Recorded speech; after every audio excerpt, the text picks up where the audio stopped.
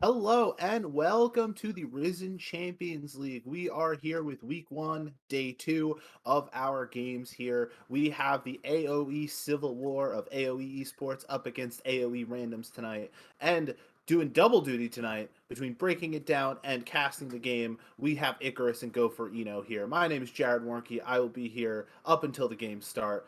Go for Eno, Icarus. How you guys doing tonight? Fine and dandy, fine and dandy.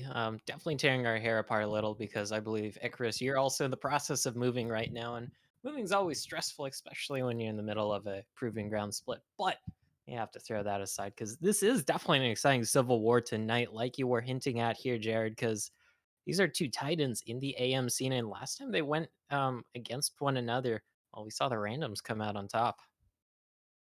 Yeah, doing pretty all right myself here. Not moving, but getting ready to go on vacation. So I got a bunch of stuff that I have to settle out before I head out for a week here. But it's pretty exciting. I am super excited to see both of these teams face off against each other. They're very new to the scene, especially with AOE being one of the newer orgs. It's kind of taken the scene by storm over the past couple of months here. They've been able to roster not just a couple of proving grounds teams here, but several teams within a number of different amateur and diamond, plat, and below level tournament organizations. So really excited to see how these two teams that are going to be kind of the proving grounds flagships from AOE face off against each other because we have seen them play again, but was able to talk to Rayleigh a little bit, and he has high hopes for not just randoms but both of these teams. Absolutely. And with these two teams, obviously, we want to try and look at the last time they played. To my knowledge, it looks like it was the Cup playoffs, close series, but it Mhm. was 3-1 in favor of AOE Randoms. Good luck on discerning the randos between AOE, figuring out which team is which during the cast. But I wanted to get your guys' first thoughts on the teams. We can start here with AOE Randos as they were the winners last time. Yeah, because the AoE randos, I mean, they've been together as a team, even though this team is still relatively young. They have been together for the better part of about 7 to 8-ish months, I believe. They formed in the later part of 2020, primarily competing in Risen Champions and some of the UPL Upsurge leagues. Before this whole thing started, before they were approached by AoE, and they definitely are a fairly decent team. They took a lot of people by surprise because they kind of thought this was the sister team, though younger child, so to speak, who gets a little less attention from the parents. However, though, they've definitely been taking the world by a storm here, so to speak. Like Icarus said, with some of their impressive showings so far. Yeah, they showed up yesterday with a 2-0 fashion over Supernova. Game one, it was kind of just a situation of the power of friendship, as Gopher, likes to say. They came in, they win a couple of team fights early on because they're just there with the faster teleports and the faster calls on, hey, we can take this fight with that trust that you get as a veteran roster of playing together here. And they were able to find themselves an early lead. Second game, they fall behind in the early stages of the game, but again, that power of friendship comes in true. They're able to find the picks that they need to make. Pocus is really a huge voice for the side of AoE randoms because he's the one that's constantly looking for picks. He had a mean couple of games in Nautilus yesterday where he's able to make great picks throughout the mid games in both series and really snowball his team towards victory around those kind of middle of the game dragons and getting a few really early barons for the side of AoE randoms as well. Yeah, and Short this hop. meta definitely does really favor Pocus because he is that major shot caller for this AoE randoms team. They also love engaging off the back of him, and he usually has pretty good calls, as we have seen. And well, the current meta Mhm. of supports are very engage heavy, and that lets Pocus have a lot of dictating power across the map. And with Short Hop being such a veteran player, it does allow Pockets to get up and around wherever he needs to go. And we're going to take a look at the flip side here with AOE Esports. Tell me a little bit about what you guys are expecting. They took a 2-1 loss to Digmig last night. Yeah, a little bit of disrespect there, I feel, because they did let through a certain Kazakhs one OTPs. Well, Kazakhs go through the last two games, and Cyber kind of wrecked house on them, is what I heard from Dia, who got to cast that last night. However, though, primarily on the AoE Randoms team here, guys, I'm looking towards the mid jungle duo of Darkwings and RBM because they have been very key in setting up the AoE team or the AoE titled roster team when they do succeed, as they are both very strong players when it comes to carrying and generating and snowballing set leads. And there's a lot of names on the side of AoE for if you've been around the amateur scene for a while that are really interesting. The mid jungle duo and RBM and Darkwings that you mentioned are a couple of fantastic players. They also have Fizzy down on the bottom lane playing that support, who's been around the amateur scene for quite a while.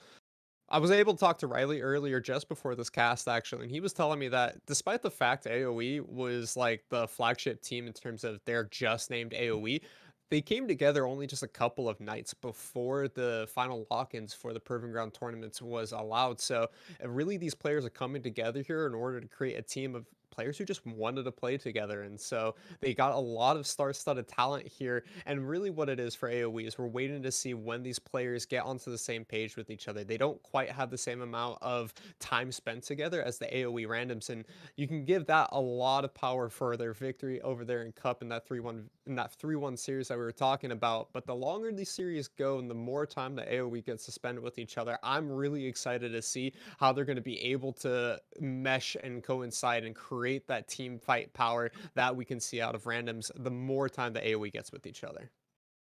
The more and more that we talk about these teams, it seems a lot that we often forget the top lane. Do you both agree that this top lane probably isn't going to be one to watch for tonight? It's not going to be the pick of the crop, the thing we want to hyper focus on. It's going to be those mid jungle duos or those bot lanes. There's definitely going to be at least some attention we want to pay to the top lane, since I do know that Chim does like those skill checks, does like those 1v1s. It Mhm. doesn't matter who he's facing, he will walk up to you, he will challenge you, and even if you do meet him, well, he's going to keep trying his darndest no matter how many times he gets knocked down. So there will definitely be some action in the top lane. Whether or not it does work out for Chim, that's kind of left to be seen. And we can see that Shim and Failsy also like to play these really aggressive champions. Looking at Failsy's or at Faisal's champions, he likes to play a lot of that Camille. We saw yesterday that there was a lot of that Wukong being played by Chim, so very aggressive bruiser style carries in the top lane. Depending on which one of these laners is able to get some help, because we did see that the junglers for randoms was visiting topside a few times in the early game in the last series that they played versus Supernova. I think it's really going to be about where these junglers are going throughout the most of this series, because every lane from both of these teams likes to play aggressive. They like to play to skill check their opponent, but it really comes down to which one of these teams is able to get their players on the same page with each other and make these coordinated plays with the jungler coming over, maybe with some mid roams as well, as Darkwings and RBM are going to have a lot of that veteran talent, like I said earlier, of being able to get the mid lane pushed out, coordinate, and look for aggressive plays. Because we also know RBM does like to play very aggressively, so it really comes down to, yes, a lot of skill check on the top side of the map, but it's going to be skill checks everywhere, and it's going to be about coordination at the end of the day. Let's spend a little bit more time on this jungle because, especially within the past, I'll say 4 months of competitive play, the jungle meta has shifted so many times from like Hecarim Udyr to Morgana Rumble to Diana is being picked up now. Nocturne is like a three-way flex. Rumble still seems to Hmm. be pretty Hmm. well set into the meta. But and we've talked about like Udyr, Olaf, Graves, Kha'Zix. It seems that a lot of these teams have flexibility in their jungles, their jungle picks now because the jungle pool has just exploded so much with the recent changes. Are there any picks specifically that you guys are looking out for in this upcoming draft? I feel like Rumble is definitely going to be a very high priority pick. I mean, you could say that about almost any matchup between two teams. Rumble is just such a power pick right now, but especially between these two junglers, RBM, and on the opposite side, Jawzy. I mean, they both do play mean Rumble. We do know that RBM, he has that very strong carry play style, does go for those skill checks himself, and well, I don't think we're going to be seeing the RBM on any sorts of team fight tanks this time around. He wants the me fight champs. If we're talking about what to expect out of both of these junglers. I'm also expecting to see Jin Zhao really highly contested. We saw Jazzy pulling that one out yesterday to quite good success in both games, pulling out very high kill, low death score lines for himself. And it's going to be falling straight into RBM style gameplay as well. He likes to play very duelist heavy. I know that I'm also looking for a Diana coming out of RBM. I wouldn't be surprised to see Diana Jin Zhao being traded throughout the entire series today. Jazzy being able to pick up the Jin Zhao or the Diana with the Diana response coming in from RBM, and that's where we're going to see so much action happening. If RBM is looking for invades, looking to play very aggressive onto this enemy Jin Zhao with these two squishy duelists, I'm expecting them to clash over the first or second scuttles of the game, and we'll just see a very bloody mess once these two junglers run into each other. That is going to put the onus on the laners as well. Lane priority gives you scuttle priority. Yeah. So we talked about the top lane. Um, Let's get into the other side of the map. We'll take a look at the mid lane quick. Uh, with just how different teams can play it. If you're playing a carry jungler, you can throw like a tank in the mid lane. We saw CLG running a Vi Galio a lot this past weekend. Is there mhm. anything that you guys are expecting to get paired up with these more combative junglers to gain that lane priority? I think we're definitely going to be seeing a very heavy tendency towards the AD mid laners this series, whether that's Lucian or some of the melee picks we have been seeing, like the Viego, like the Nocturne, and maybe even Lisa and Tristana if we want to go there, because we do know that both these mid laners are also very powerful players, especially Dark Wings. He's been such a focal point here for this AoE main roster squad, and I don't think we're going to see too many traditional mages in the mid lane today. It's surprising to say because when you have these duelist style of champions, you would expect to see a lot of enchanters being played in the mid lane. That's kind of been the recent meta is you lock in the Karma or the Lulu in that mid lane in order to help support the Xin Zhao, support the Diana that's looking for these invades. But I actually agree with Go for I think we're going to be seeing a lot more of those aggressive style champions in the mid lane. I'm expecting the Viegas, I'm expecting the Nocturnes. We might see a couple of traditional mages coming out by the side of AOE randoms. I know that they pulled out double Azir duty for Leo in last night's series. But that's really comes down to what the draft is looking at here because I don't trust the Azir pick necessarily into somebody like Dark Wings who might pull out that Lucian, that might pull out that Viego, because those are very aggressive picks that typically do counter these control mages and more traditional style mid laners. So I do expect that both sides here are going to be contesting, like Goferino said, a little bit more of those aggressive melee style, in your face combative champions in order to try and get that mid lane priority in order for the junglers to take over the map. Speaking of in your face, the support role we've seen a lot has a lot of support picks that Hmm. generally tend to be in your face. We've seen the Alistars, the Rakans, and I would argue to some extent Karma wants to be in your face, trying to get all those mantra procs off on as many abilities as possible. So with these bot laners, do you expect the AD carries to kind of farm up while the supports kind of venture out into the river, help out these junglers, help out the rest of the lanes? I definitely feel like Pocus is going to be trying to look for some plays in that lane. Sadly, I'm not as familiar with the AoE main roster's bot lane. I haven't got enough time to see them, but with how familiar these two sister teams should be, Jared, I feel like that they will know when to go for these plays in the bot lane, know when to try and suss out the opponent, try and gain that advantage because both these AD carries are definitely great carries in their own right. They have carried quite a few games in their time, and we might just get to see that as well tonight. I'm hoping to see a lot of 2v2s in the bottom lane. I think I agree again with Goferino here. Pocus likes to play for lane. He goes for very aggressive plays and trades within his own lane. He just tries to find opportunities where he can 2v2 his opponent. I do think that Fizzy will try and leave lane just a little bit more frequently, which is going to put a lot of the onus on the bottom lane from AoE randoms to punish that style of play because when you start giving kills over to Darkwing, you start looking to support your mid lane again. That's opening up the map for the rest of your team to make for aggressive plays, and that's really what the AOE main roster likes to attempt to do. Is they don't stick just to their laning phase. They like to look around the map. They like to go for very aggressive early invades, and that's going to mean that Fizzy is going to be leaving that bottom side of the map. Again, We're looking at the communication coming in from AOE here. We're trying to make sure that they're talking with each other, looking for these invades and plays all at the same time. But is AOE Randoms going to be able to respond to that when they play more for their specific laning phases? That's where we have a lot of the questions, and that's where this series Yep. is really going to start telling us what to expect. Uh, All right. and And so we are going to jump into draft. I am going to bow out. Go for Icarus. Good luck on the cast tonight, gentlemen. thank you for Thank you coming. so much for hanging out and enjoy the games. Yep, we sure will, because the last time these two teams met, well, it was quite the rumble. Here we are, though, into the heat of bans here. Not a lot of super surprising bans here on the board so far, Icarus. A couple of the picks we weren't talking about, like that Nocturne, like that Shin Zhao, as well as, well, just other general power picks in the meta right now. Let's see what the main roster here for AoE wants to round off this ban list with, because you always got to let some power picks through.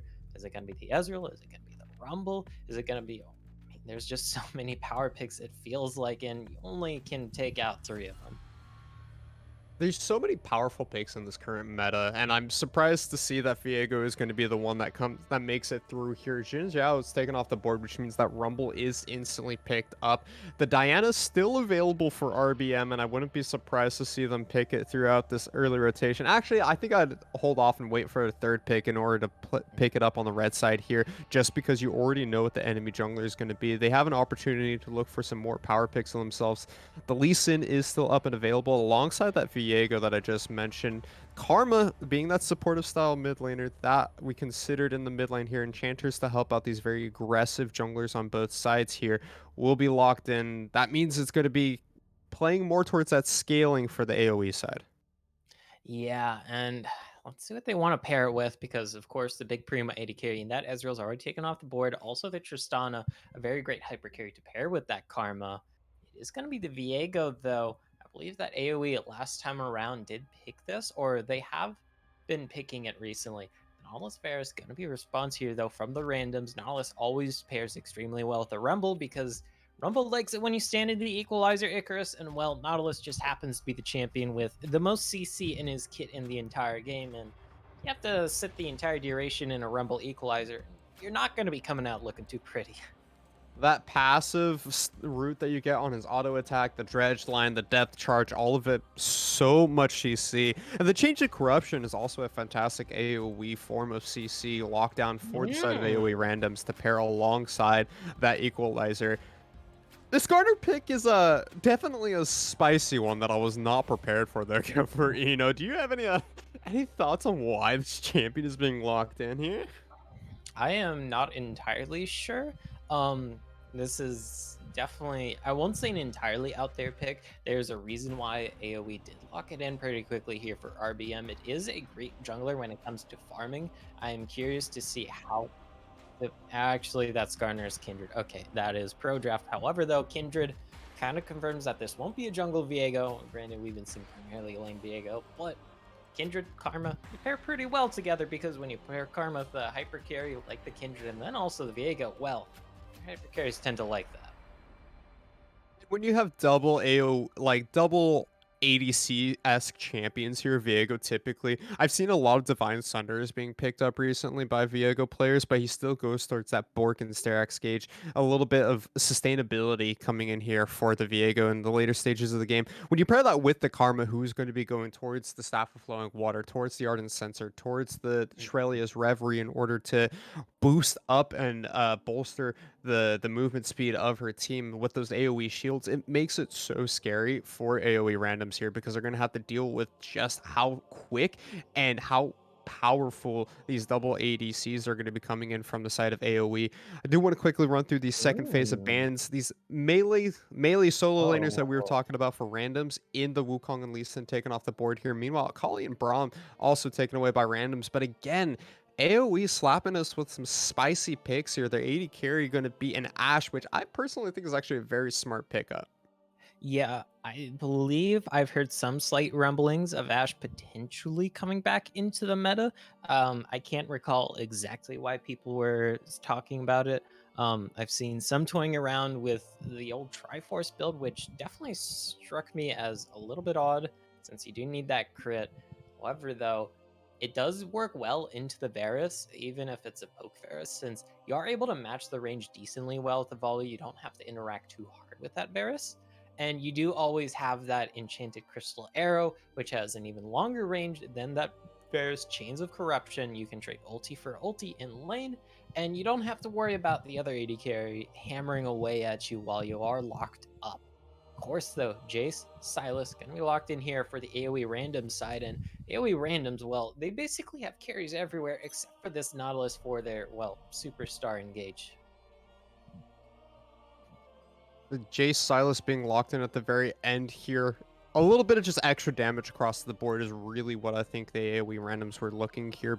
They are going to be kind of rounding out this poke style composition with potential for hard engage, though, with that Jace pickup here. I'm expecting that this Varus is going to be going towards that very popular Hail of Blades into lethality style of gameplay. And I know that it's something that Short Hop has been kind of favoring in the games that he does play as well. We saw it being pulled out in their series versus Supernova yesterday to quite great success. Meanwhile, Leona, the final piece that is going to be locked in here for area of effect main roster, or title roster at least here, really rounding out the composition with something that is going to be giving some hard engage available to the red side team. It does mean, though, that AoE, they are, to put it bluntly, extremely physically damage based here. You have Ashe, Kindred, Viego as your primary carries. That is all attack damage, and the enemy team, sure, they are relatively squishy. It's not like you're facing like an Ornn who's just going to be spamming armor the entire game, or a Malphite, but it does mean that armor is an insanely effective stat against this AoE team composition. Would not be surprised if we see some extra plated steel caps maybe coming out here or there. Maybe this Nautilus here grabs an early Warden's Mail or the Bramble Vest to get that early big ticket armor item after they finish their support mythic. And God forbid if there does happen to be potentially a Mountain Rift. I would hate to see all the extra stats coming in for area of effect randoms here. They're going to be able to sustain so much off of the back of this Nautilus, Silas healing for themselves as well, but it's scary for either one of these teams. I'm personally am a huge fan of the Infernal Rifts myself, just because of how much extra damage we could see coming out from this lethality Vars, or from the triple 80 carry comp that is going to be coming out from the title roster. One of my big concerns, I think, as you mentioned, is going to be that 380 comp that is going to be picked up by AoE randoms. Sure, you are going to have some magic damage coming in from the Karma in the solo lanes, but it's typically not a full-on magic mage build. You do go towards that Yeah. more supportive style, and that means that it's not going to be the most amount of damage coming in from this Karma, and you're going to be lacking in some of that magic, and armor stacking is going to be the name of the game for the randoms team here. Yeah, and when you look at the randoms team here, you have the Jace, you have the Varus, you have the Rumble. Like, they have very long range that they can just chip away at you from. Because Varus, if it is the lethality Varus, well, we know how much those Qs can hurt. And then Jace, Rumble, those are extremely long range for their poke as well. So AoE, they might also have to contend with that as well. They do definitely have the engage range thanks to the Ashe, thanks to Leona. And if you do have the Karma Mantra Shield move speed boost and the Shirelios, which I assume is going to be the item of choice here for this Karma, well, you will be able to close that gap, but it does require some proactivity before you get poked down. So AoE randoms, they might not even have to interact too much here with this AoE. They get their way with their poke. Yeah, and it's really going to be kind of that all engaged team fight style for the AoE main tile versus the poke composition of the randoms team. Before we throw it over to a quick spectator delay and we get ready to go into game one here, I do want to shout out a couple of the other streams where we are going to have more of the Risen Championship series main games going on. If you're interested in the Resolve series, the Resolve team who played on this channel yesterday, they're over on the main channel of Academy right now playing off against Evil Geniuses Prodigy. We also are gonna, I'm pretty sure you can find more of these titles being streamed over across a number of the different team orgs. We can always check out Supernova. I don't think AOE is streaming today, but let me just check what other channels are going So on right now. there is a command that should bring up all the extra streams in the chat. I believe it is !stream.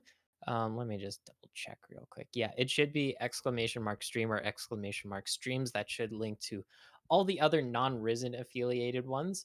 As yeah, that should be it.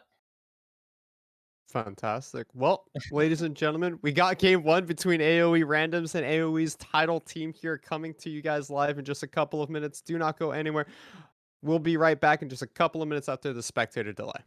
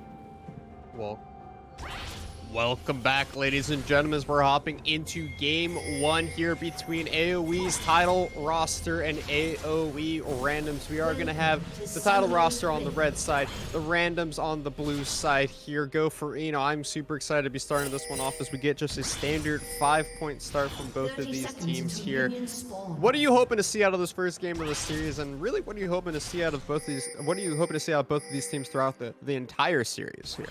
Well, I just want to see something exciting as the last time these two teams met in this cup playoffs, and then a few new twists and turns along the way, because it has been about 2 or 3 weeks, I want to say, since that happened. I'm bad at judging time. Either way, though, that is a decent amount of time, and we were talking about this AoE main roster, how they definitely have some pieces that synergize with each other, like the mid jungle duo, like the bot lane duo, but they just kind of need to form the pie crust together in order to make this juicy apple pie that can be AoE once they go cook the innards.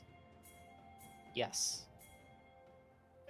It really does take some time to bake a pie, Gofrina, and that's what it takes in order to get this roster going together. I do like to see already some aggressive play coming in here from the side of the main rosters. They're going to be going for a late invade, stealing away this red buff from the bottom side of the randoms team. It will be seen out by the randoms, so I'm expecting to see the red buff traded and some horizontal jungling going on, some vertical jungling, I should say, going on here instead of the traditional horizontal that you like to see.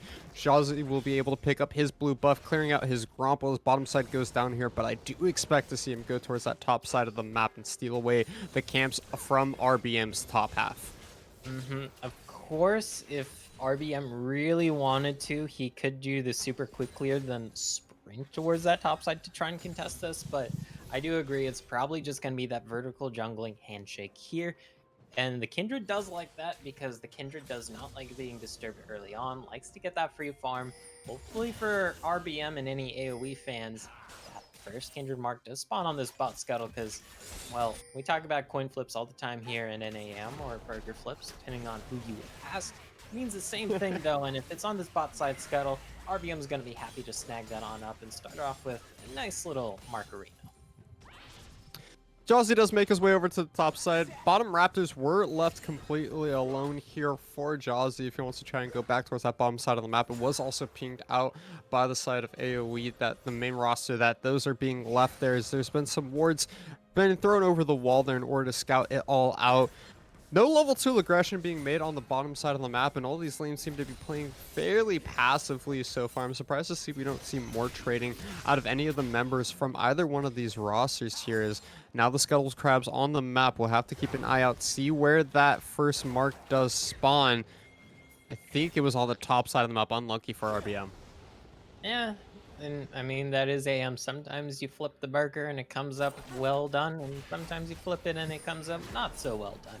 Either way, though, RBM is just living in this bot side jungle because he cleared that entire side, took his blue, took the Gromp, took the Scuttle, and then just said, you know what? Might as well also just grab these Raptors as well. It does mean, though, that Jazzy has been on this top side for quite some time, and we saw earlier that Darkwings was pushed in quite far towards this Chimichanga Silas here, and really pressuring Chim. Yeah. Sometimes it's hard to remember players' names since they do swap up quite a bit here, Icarus, but that is Chim on the Silas. And he is not doing too well so far. Does not have Jazzy in that top side anymore, who could have provided that gank support, which might have been helpful. I think it's important to note that Darkwings here, the mid laner for AoE's main roster, did rotate up towards that top side of the map, so it's going to be a face-all that's in the middle lane with that Karma supportive style mage. So we will have a bit of lane swaps coming in here as Darkwings finally going forward, being a little bit aggressive on this Viego. He's sitting at a nice 10 CS lead for himself, and he also has the wave shoving into his half on the map with that cannon minion finally going down. I'm expecting a teleport to be forced out by Chim here in order to match the pressure that Viego is providing. Sure enough, there is that teleport from the top laner, so we will see a bit of a TP diff in the upcoming minutes here, especially considering that Dragon has just spawned onto the map. The first Drake of this game going to be that Infernal Dragon, so either one of these teams that's looking to get that early Dragon stacking will really love to pick up the first and only Infernal Drake of the game. Yeah, especially with how damaging both these compositions are. Of course, we do see a bit of roaming here from Izzy's Leona, and we might see a scuffle here in the mid lane, but it is all kind of sussed out here on both sides. These two teams definitely knowing the other just a little too well, it feels like, and results in not too much happening. Just a trade here in the mid lane of abilities, trade here in the mid lane of those relic shield props. RBM though is in danger as one missile does land. Does thankfully have the little hop though. Jousty playing very aggressive here versus the Yep. Kindred. Oh, that's going to be engaged in the mid lane, though. Feasel is forced to flash away from that one as Fizzy not able to stop the engage coming in from Pocus there. Bottom side of the map, the two AD carriers just farming out their waves passively. Neither one being that level 6 just quite yet, so they don't feel comfortable going for the all-in without their CC ultimates available. We will finally have that topside teleport force out of Dark Wings here, so back to even status when it comes to those top lane teleports being on the same cooldown, about a minute difference between the two. So if we see AOE Randoms wait for that cooldown for Chimichanga, they might be able to try and force a later first dragon of the game fight with that top lane TP advantage. Of course, I think if we do see an early dragon, it'll probably just be taken by one of these junglers solo, with a bit of help from the bot lane getting some prio and the mid lane getting some prio, but I don't think we're going to be seeing that massive fight around this first dragon. Of course, I wouldn't mind being proven wrong, because it is always fun to see a massive fight between two teams that know each other very well, especially as well as these two AoE rosters should be in terms of familiarity. Either way, though, 7 minutes in, it's just been tit for tat across the map. Nothing too much, just sussing out the competition here, Icarus, and it just speaks to the familiarity of these two teams. You gotta wonder, with these two proving ground teams coming from reigning from the same orgs, you wonder how much they scrim versus each other and how much of each other's playstyle they've gotten used to, considering that they probably do play against each other quite regularly in order to get some top tier practice in here.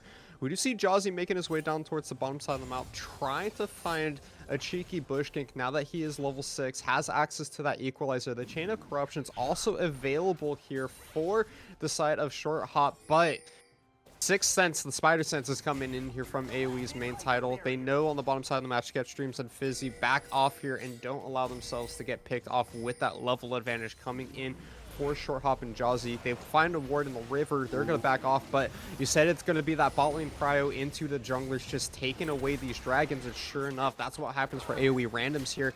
Will be traded on the top side for the Rift Herald, so it will be one objective on the bottom side of the map for an objective on the top side. And the first Rift Herald for the first dragon is just always one of the most classic now versus later sort of trades in League of Legends, because dragon will last forever. Never mind that. That's a great little all-in from Chim. Does have the stolen Heart's Embrace.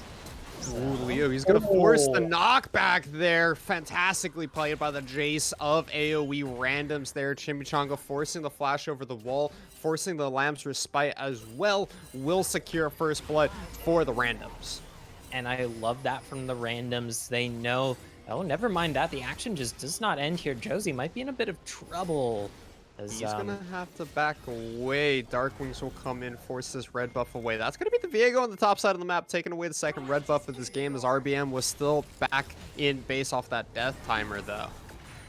Yeah, and early deaths do always suck for the Kindred, because I mean, you are a marksman in the jungle. You do still rely on the items. We always talk about the marks on the Kindred, and yes, they are important, but you do need items. And just delaying any amount of items on a Kindred is always nice when you are opposing said Kindred. You have to watch out here, because there is a bit of action shaping up here, potentially in the river, Icarus. But it looks like the side of AoE just going to wisely back off. They don't really want to engage this, because RBM with just the pickaxe double longsword, not the most threatening, and that would be your primary source of damage, since it is this utility mid laner in that Karma, and it is a Leona who, I will admit, does have some very insane base damages, but no, not 1v3 base damages. Yeah, in that situation, you're already starting to fall behind. The flash forward, the hold on, Short Hop going in. He's going to be able to find the kill into Sketch Streams. Just a wonderfully timed wombo combo from the bottom lane of the Randoms. We can see that power of friendship coming true as Pocus and Short Hop are really in tune with each other on that bot side play. Yeah, although I think there was a little bit more than just the power of friendship there. I think it was the power of the corrupt CC days of lockdown for corruption. days? Yeah. I don't know if friendship extends the length of CC by any amount. That I'll leave coaches to decide on that within chat. Either way, though, still is Vars getting ahead because even though the Ashe can match the Varus, one thing I did forget to mention sadly in that champion select is the Varus does build for the lethality if he wants to, and then you're able to spike earlier than the Ashe. You have much more kill threat than the Ashe because Varus just has much more natural base damages thanks to that percentage health damage from the Blight compared to the Yashu. I mean, her abilities will definitely hurt you over time, but they aren't exactly the big chunky bunkies as Josie looking here with that blast plan. Okay. Quick back away there from the side of AOE, not able to find something for the randoms here, although they are trying to continue to push these advantages. Teleport on the bottom side of the map, though. Jace coming in, trying to back up his bottom side, but is too late for Short Hop, who goes down. Leo is going to be able to pick up a return kill there as Sketch Dreams trying to make his way away from Pocus, but this is a Nautilus at the end of the day. He doesn't have the ultimate, but he will have the dredge line, and a shock blast from downtown finds the second kill. Meanwhile, back to the top side of the map, we have Chimichanga and Jazzy. They're trying their best to stall off this Rift Herald that was able to crash, so a couple of plates going over to the side of AOE, but there's been no kills picked up from this three-man on the top side, and it will just mean a couple of platings and a back away there for the AOE top roster. Be a bit careful here, just in case. And yeah, I love that response by the randoms there. Because AoE, I mean, they went for the textbook play in that bot lane. It's like, all right, you know what? This Varus is alone. We're Ashe Leona. Let's get his ass. They definitely do that, but you have this Jace who's already kind of ahead, teleporting on down. You have this Nautilus who can just CC you for days, and in the end, you do pay that price. Sure, you do get that Varus. Sure, you do help equalize this bot lane, but it's immediately flipped on its head after that Leo teleport, and now Leo with that fully completed mythic 300 stacking up that tier as well. This Jace is gonna hit like a truck with his poke against this AoE comp Icarus, and I am glad I am not facing that. And it's so scary for the main roster as well, because not only do you have the lethality Jace, but you have the lethality Varus double poke composition, as we were talking about in Champion Select here. And even if you try to full engage on them, you still have to make it through Jazzy and through Chimichanga here with the Rumble, with the Silas. The Equalizer can come down at any moment to prevent a full engage from AoE's main roster. And the Silas plays as such a fantastic frontline sustain bruiser for his team alongside Pocus on the Nautilus that it feels almost impossible to fully engage on the randoms roster here, especially when you're sitting 1,000 gold behind, when you have that 4-1 down on the kills and down on tempo here. It just feels like the randoms have been playing this early game so well with their double lethality early game composition. Of course, though, AoE, they do always have that scaling threat here. There is the Viego, who does scale very, very well. There is the Kindred, who, I mean, technically can scale infinitely, but we always just say, yeah, she scales very well. Never mind that. There's the teleport being committed. Look for Sketch Streams to drop that ulti. That's going to land. Ooh, that's going to be the Rumble in the jungle that is CC'd up. They're trying to burst out the smite, but the Kindred Lamber Spite is going to save the life of Jazzy. That's also going to be the stopwatch pop. The Equalizer is outbuying so much time, but Darkwing finds the first kill of this fight. Chimichanga joins the fight just a little bit late, but it's too late. That's the Viego double kill. That's the reset. He finally goes down to the hands of Leo, but is it too little, too late? 3 members of randoms goes down. Chimichanga, he's putting in so much work to sustain, coming in, but no more Kingslayer available. It will be the 3-for-4. AoE's main roster is able to find a successful team fight, and they're able to secure the dragon as well. RBM with some more jungle camps taken away. Such a close fight. And RBM now at 3 marks thanks to that fight. This is the sort of throw I'm living for this series, Icarus, because last time it was a banger, and I am just so sorry I had to miss it last time, but here I am with a front row seat to this action because AoE, despite being down in the kills, despite being down in that dragon, they definitely aren't completely down since it's relatively even gold. They start off that fight with a bang. They take Josie, force him to be CC locked, force him to blow that stopwatch, and not allow him to get off that great equalizer that more or less makes or breaks rumbles in a team fight, because there tends to be a difference between a rumble that gets off a fatty equalizer, then pops Zonia slash stopwatch right in your carry's face while blowing that flame splitter, versus a rumble who gets CC'd by an Ashe, CC'd by a Leona, has to pop the stopwatch just to survive, and then has to panic ulti afterwards Icarus. And it felt so tragic because for a second you thought that Josie was going to be able to survive that fight with that stopwatch. He was buying as much time as possible, but nobody got into the backline of AoE, and Sketchers was able to just fire arrow after arrow there, volley after volley. And the entire time, Darkwings is just popping off. He's just getting the resets on those Heartbreakers. We are getting set up for a second Rift Herald fight here. The Arrow's going to go wide, but that's still going to be the engage on the Pocus. He's trying to buy as much time as possible. Teleport is coming in by Leo. Here go for Eno, but the back away from AoE means that this fight is stopped short here. Nobody goes down, but a lot of cooldowns used. Yeah, never mind that though, because Darkwings, he has a party coming towards him. I don't think he is going to have a good time, Icarus. Yeah, you can't be up this far when you know that the entirety of AOE Randoms is on that river side. He gets abandoned, but what is it going to cost for AOE Randoms here? That mid lane turret will be going down here. First for the kill on the top side of the map, they're going to rotate away here. What else is going to be picked up? Yeah, I mean, props to Darkwings there. Sure, he does give up that shutdown. Sure, he does go down. It actually does take quite a while to kill him. Thanks to that invisibility from the E, thanks to the shield bow. Does mean, I mean, AoE's main squad, they're now up 2-0 in turrets, and they also got the first turret as well in that top side, while that scuffle in that mid side river was happening, Icarus. Does mean that AoE has managed to inch a little bit ahead in gold. I mean, it's a negligible amount, but this is dead even, and you wouldn't really have thought of that when you saw the 4-1 kill line earlier this game. A lot of it is coming down to the fact that AoE is more focused on these turret objectives than the side of randoms. They've been able to pick up that top side, now also being able to pick up that mid lane outer turret, and I think that that trade actually favors the main roster here when you consider how much it's going to provide in terms of map control and ward coverage for the main roster. They're going to be able to start looking for these deep invades. RBM picking up his fourth stack here off the back of that middle turret going down. He's able to get onto those raptors. This is where we start to see the Kindred really become a champion once you're able to get access to that first round of range increase, damage increase coming in from RBM. They're even trying to take away the red buff here. Are they going to be successful? Pocus wants to try and take it, but no, the smite comes out. It's a heist here for the side of AoE. Yeah, it's definitely a heist, a very quick heist at that as well, and I was about to point that out as well. The fourth mark picked up. Great minds do think alike, Icarus, because the first range increase for Kindred, you go from 500 auto attack range to 575 auto attack range. That is from well under average auto range for AD carries to just a little bit over. And auto attack range is the most important stat when it comes to buffing ADCs and cooking them. So the fact that this Kindred now is going to be able to match the auto attack range of that Varus and outrange everybody else on this AoE randoms comp, that is already such a huge pickup for this Kindred. Despite not having any kills on the board, does have those 4 assists, does have those 4 marks, has this farm advantage, has that completed Kraken Slayer as well, and is looking to just shred through some people on this AoE randoms composition.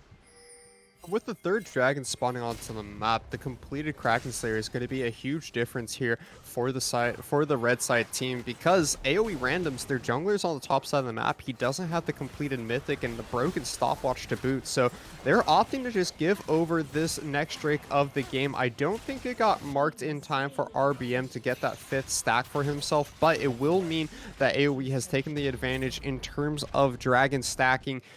Winsol isn't the biggest deal here for either one of these teams, though it will be very nice for the Lamb's Respite in order to get more of those life-saving ultimates out here.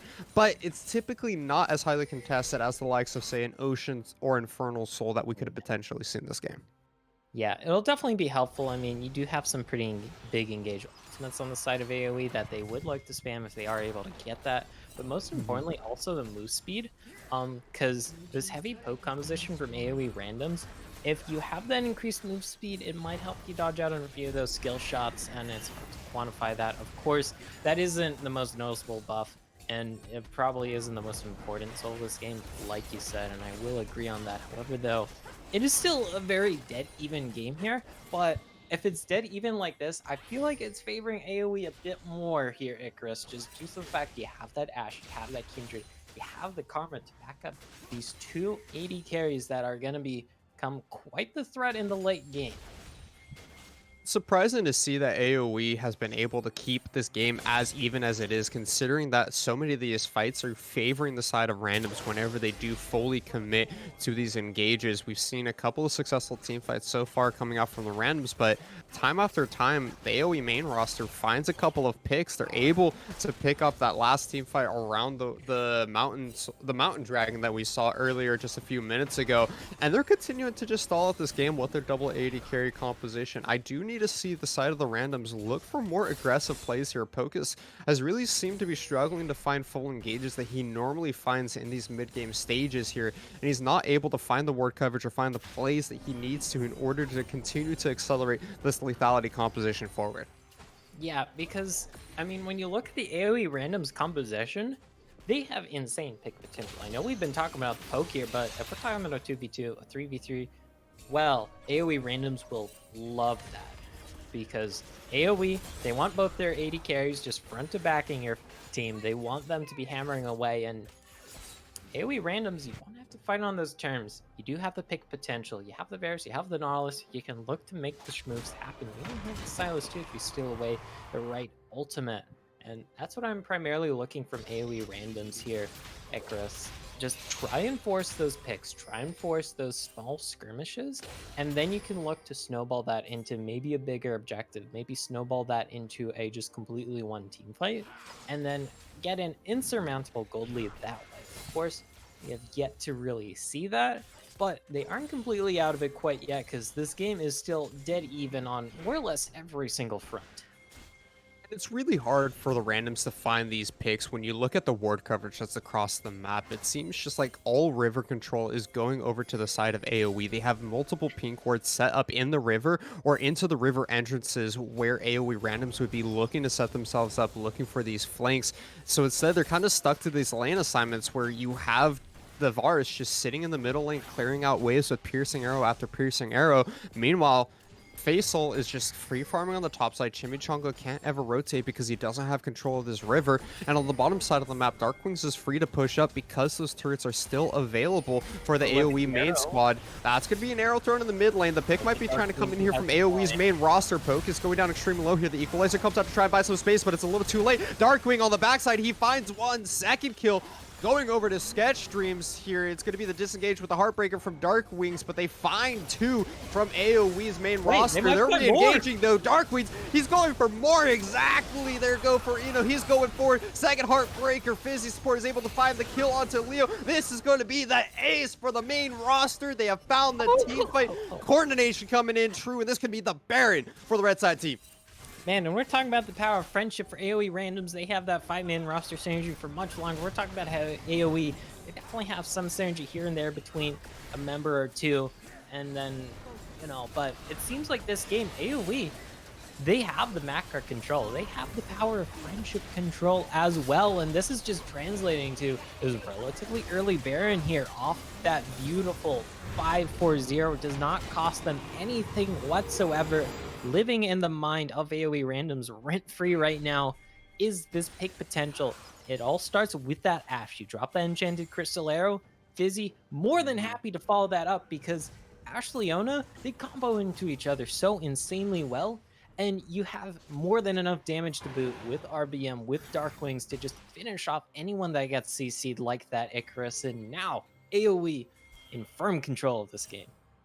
And what's even nicer is the pick was made onto Pocus, the engaged, the shot caller there for AoE randoms. And when this Nautilus gets engaged upon before he's able to proc that aftershock, he's quite a fairly champion when you're running off of support gold income here. He only has access to that locket and the merc tread, so the CC doesn't stick as long, but he's not going to be really resisting a whole lot of that triple ADC damage that we've been talking about so far this game. I do want to point out that the shield bow is the pick up here for Darkwing, so really opting in towards that on hit sustainability. Also going towards that wit's end means that he can go up against either of these AOE mage players for the side of randoms in the Silas in this rumble, so he's really looking to sustain throughout these fights. And with this Baron, they're looking to continue to pressure these inner and inhibitor turrets as they pick up that top side turret. They're going to be playing the 1-4-0 right now with Darkwings on the top side of the map, and the rest of the AOE main roster is pressuring in this middle side. Yeah, because who wants to be meeting up with Darkwings in a side lane? Maybe Leo right now, but Darklings, with that complete shield bow, with the finished Wit's End, also has the plated steel caps, will be able to 1v1 anyone on the enemy team right now. And, I mean, there is another thing about double marksman compositions, Ictrus, is that if they get Baron buff, well, now you have 280 carries hammering away at towers, and that means towers which are already pretty easy to get through for most compositions. I mean, you blink and you miss it. Suddenly they just disappear off the face of the map when you're not there to keep them safe from these Baron empowered minions, and the double range shady carry and Viego that once he gets into range to beat down these turrets here. For the side of AOE randoms, what do we need to be seeing in order for them to try and install this Baron? I like to see that they are using these various arrows very liberally in order to clear out minions, but I want to see some more aggression coming in from randoms. I need to see them looking for the picks, using Pocus and Short Hop to find these ranged engages upon opponents that are just kind of out of position here, because you are not going to be bringing yourself back into this game by chucking arrows from downtown and allowing these double 80 carries to get on top of these turrets like you were saying, Gofarina. Yeah, I mean, we mentioned it earlier. You do have poke, but you also have insane pick potential. Of course, that's not going to work out right now all that well. AOE more than happy to kind of clump up more or less here, do that 1-4, and the 4v4 is kind of like a 5v5 with how easy it is for those side laners to just hop on in. It's usually just a hop and skip away from them. So this Baron buff ends. Thankfully, it looks like their base hasn't broken quite yet. So AOE randoms, they can look to work the pick here. You get that big shutdown, you get those big picks, you can look to snowball that into something else, whether it's Baron, whether it's Dragon, whether it's an enemy inhibitor. You have a lot of options, and it's on AOE randoms, honestly, to pull the trigger, because AOE is more than happy to just play around, do the 5 versus 5, do the NARAM, so to speak, and just let their 80 carries scale up, work towards that Cloud Soul, work towards the next Baron here, Icarus. I do want to take back to that point you were mentioning on look towards the scaling options for the side of AOE. Quick Kindred check we just saw a second ago. 7 stacks for really big meme here. He is on that second power point for the Kindred. And despite the fact that he still hasn't found himself any kills, he does have 8 assists and only 1 death to his name. So he's been playing this game fantastically so far. He may not be the main carry. He may not be the star that we're looking for here, but he is supporting his team and putting out the damage that his team needs here. He's also up 70 CS and creating quite a CS differential for himself in the jungle with how much he is stealing away from the jungle of randoms. But on top side of the map, we do have a 1v1 going on. Chimichanga getting chunked out so hard here by Darkwings. We can see the power of that shield bow Wit's End just doing so much sustain for the Viego, and that means that Chimichanga is going to have to back off and reset here while Darkwings continues to get to shove in these waves. And AOE, they just have control over the entire map right now. You can't face this Viego in the side lanes. You can't face this team in that massive 4 versus 4 or 5 versus 5 team fight. Look at where Fizzy is right now in this side. Look at that arrow. It's gonna arrow. It finds its way onto Josie. That's the CC follow up. The Wombo combo we were talking about for AOE go for Eno. It's all coming true. Triple kill being picked up by Sketch Dreams. Is he looking for the Quadra? That's going to be a fantastic glamorous fight in order to keep the support alive. And Fizzy Darkwings is going to be the scumbag that ruins the potential Penta here, as it is only Short Hop that is left alive. Dash forward. That's going to be the upsting. That's going to be the abduct. That's going to be the ace secured by AOE's main roster. They're coming into game 2. They're coming into day 2 here, trying to show that they are a team that can compete with the sister roster in randoms.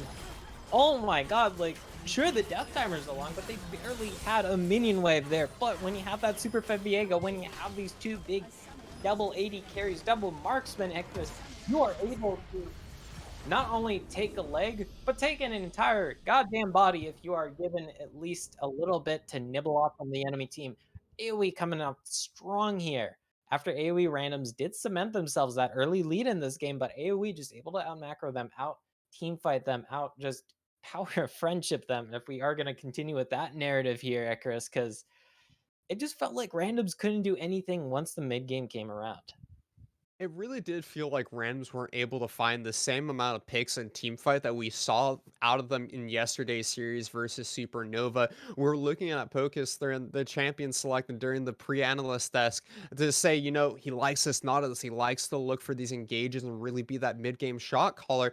And it felt like it was Pocus that was the one getting caught out left and right here by AoE. A couple of team fights where he just took the Enchanted Crystal Arrow into that solar flare meant that he was getting CC'd before he had an opportunity to go for the dredge line, to go for the depth charge of his own. And when your main shot call, your main voice in these team fights that looks to start the fights goes down as the first member, it leaves AoE randoms with a lot of clustered fights where they just seem lost. They don't know how to start the fights anymore, and they just fell apart once these picks started coming in for the main roster. Yeah, and that is one of the beauties of the Ash pick. You have that global enchanted crystal arrow. So technically, if you are that sniper, if you have that perfect 100% accuracy, anywhere on the map is out of position, technically speaking, Icarus. And we saw that time and time again in these fights against the comp that wanted to poke, against the comp that wanted to pick you. I mean, we saw the picks coming in against them thanks to this Ash from Sketch Dreams, who I feel like definitely deserves a shout out. Of course, Darkwings was that superstar as he always is. We saw RBM go for that selfish farm style, farm on up to become a massive threat. But this Ash for Sketch Dreams, definitely a bit of an unsung hero, I feel, in the score line. We could see just how strong their AoE was. Their team fighting prowess on point, constantly finding the picks that they needed to make. I also like to see that despite the fact that we didn't see a whole lot of either of these junglers coming in terms of fight and kills, we were talking in the analyst desk before these games that we were expecting RBM and for Josie to really be going at it neck to neck, constantly fighting each other. It was actually a very quiet game for both of them, but I really do have to give props to RBM on it still playing the Kindred the way that Kindred likes to be played, very invade heavy. We saw from level 1 taking away that red buff and then continuing to spend the rest of the game just going into the enemy jungle, finding raptor camps here, finding wolf camps there, taking away the grump and constantly just stealing away little bits of food from Josie, never allowing him to come online with that rumble. It makes it difficult for this rumble in the jungle to stay competitive with the Kindred when he's just stealing away little bits here and there. And we can see that veteran status of the AoE roster coming into play there when they're able to just constantly drag randoms around the map. And then when they're ready for the team fights, as you mentioned before, go for, the Enchanted Crystal Arrow into the Solar Flare, the pick potential that they had just working so beautifully together with that communication. Yeah, and the earnest is going to be on AoE randoms on how they want to address that going into this next game. Because sadly, unlike the last time these two teams met, it's a best of three, not a best of five. You only got one more chance here before you are kicked out of this series. Of course, you do have another chance. You are already up 1-0 in terms of the standings. If you are AoE randoms, which already puts you in a nice position to advance on. However, though, randoms, I feel like they definitely want to win this series, show why they should be considered the better of the AoE teams here, Icarus, and cement themselves a guaranteed spot more or less into those playoffs. Well, we're gonna have to wait to see how the rest of the series plays out, Go for before we can determine which one of these AoE squads is going to be the one with bragging rights here in the Risen Championship Series. Don't go anywhere, ladies and gentlemen. We'll have Game 2 of Week 1, Day 2 here for you on the Risen channel here. We'll be back in just a few minutes with the Champion Select. We'll see you guys soon.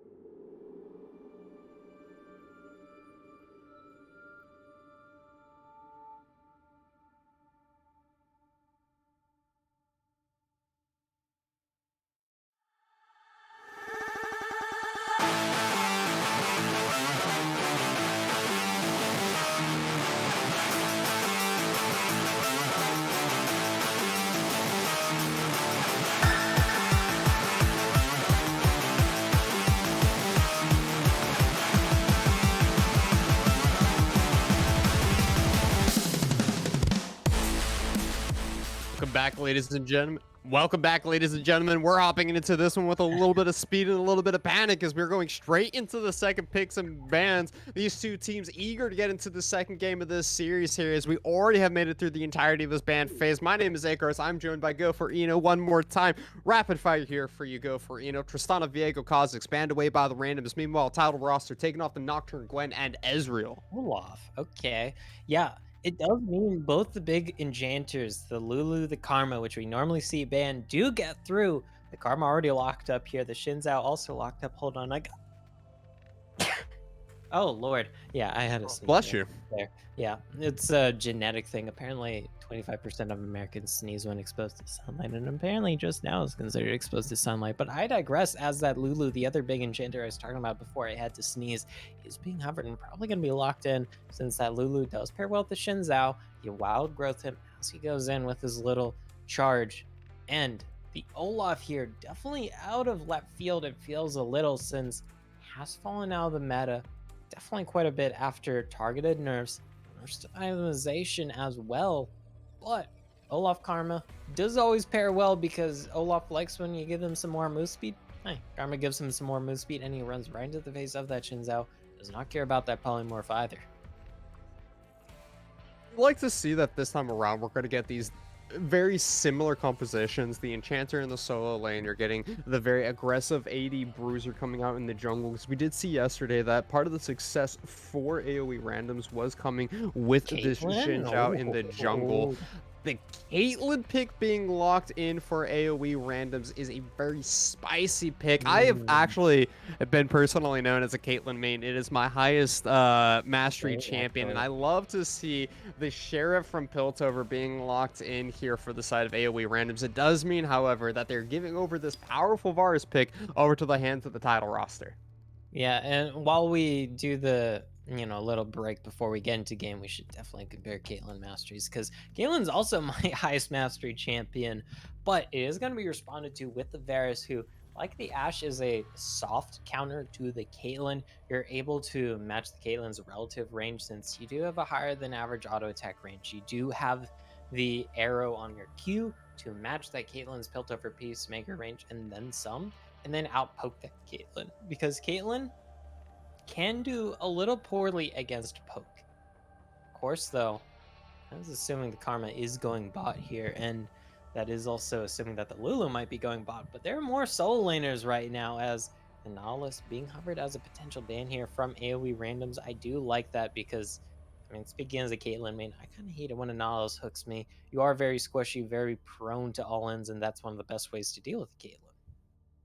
And it is going to be something that AOE Randoms feels they have to ban away here, which is unfortunate for them. Last time around, they banned their own Jin. In the game one, they banned their own Jinja out here. They're going to be banning their own Nautilus away from the hands of Pocus. And we were talking in the last game of this series for that you need to be seeing Pocus on these kind of engaged style supports that are going to be looking to really make the plays, make the picks for AOE Randoms. When you have this Caitlyn, there are a number of different champions you compare with it. The Leona and Alistar would both be fantastic pickups here, which have not been locked in.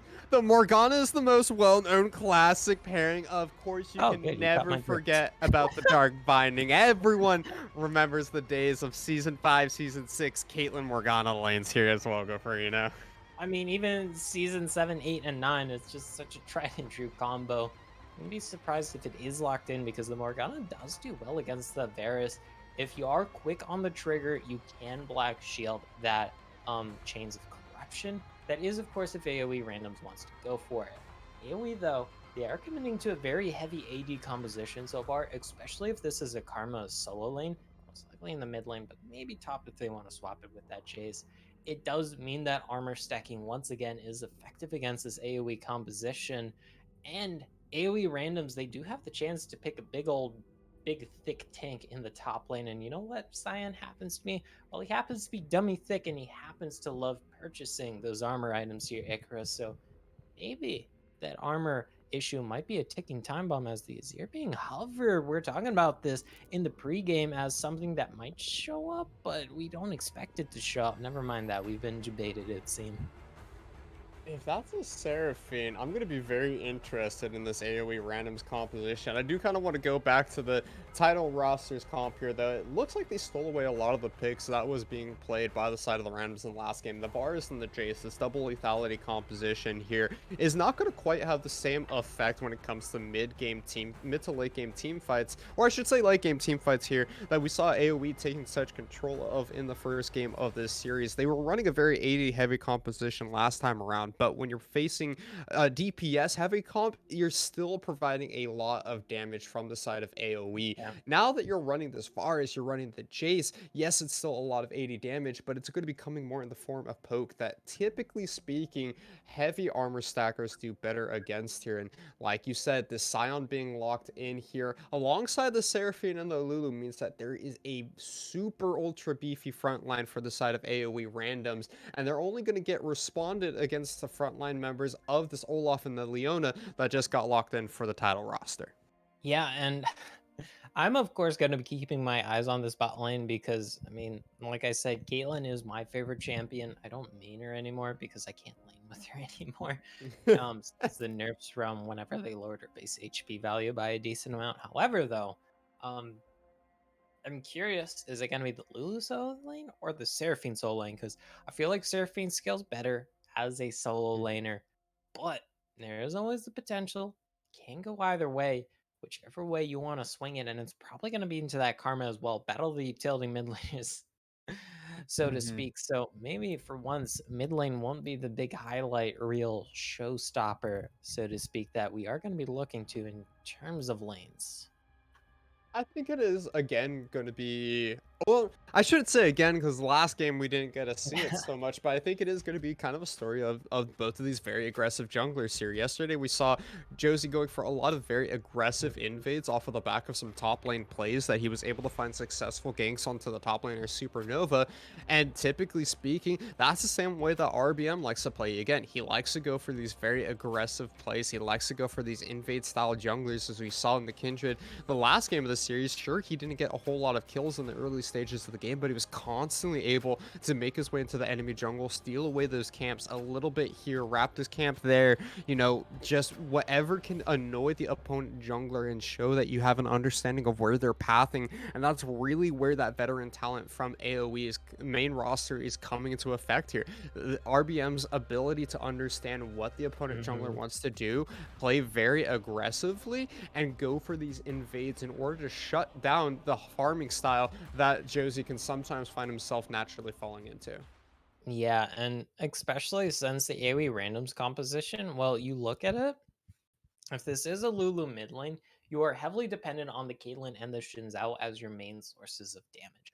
If it is Seraphine mid lane, though, you do at least, even if it is a very highly utility focused Seraphine build, she does naturally put out a decent chunk of damage. She has good Mhm. scaling on her ratios and has some decent-ish base damages, especially if you happen to get that Leandri's Anguish. Either way, though, gonna be having to heavily rely here, heavily look towards this Caitlyn and how Short Hop can play it in order to pilot it to success because Caitlyn can be shut down fairly easily by any sort of pick. There's a Leon, there's a Varus, and that can be hard for this Caitlyn to deal with. Thankfully, though, there's a Lulu and Seraphine to at least back you up.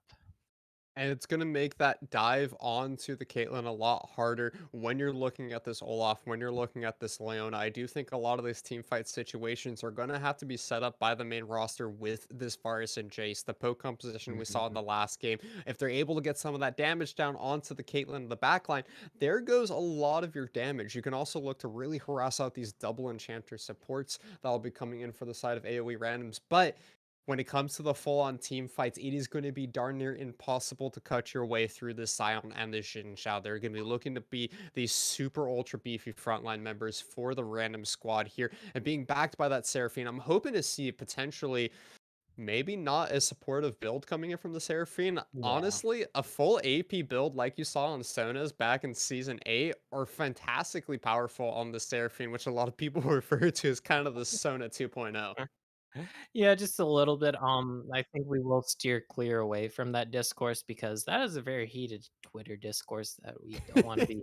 mudding ourselves in. It goes many Twitlongers deep, many Reddit posts deep. Either way, though, there definitely is a lot of protection for the Scaling, and I do agree. I want to at least see some damage come out from the Seraphine. Don't get me wrong, some utility I do support. However, though, Leandri's Anguish, when you look at the AoE composition, Olaf tends to be much more focused on building health. Sure, he will build some resist, but tends towards those items that give him the attack damage, give him the health, like that Stridebreaker, like the Gore Drinker, like the Sterix.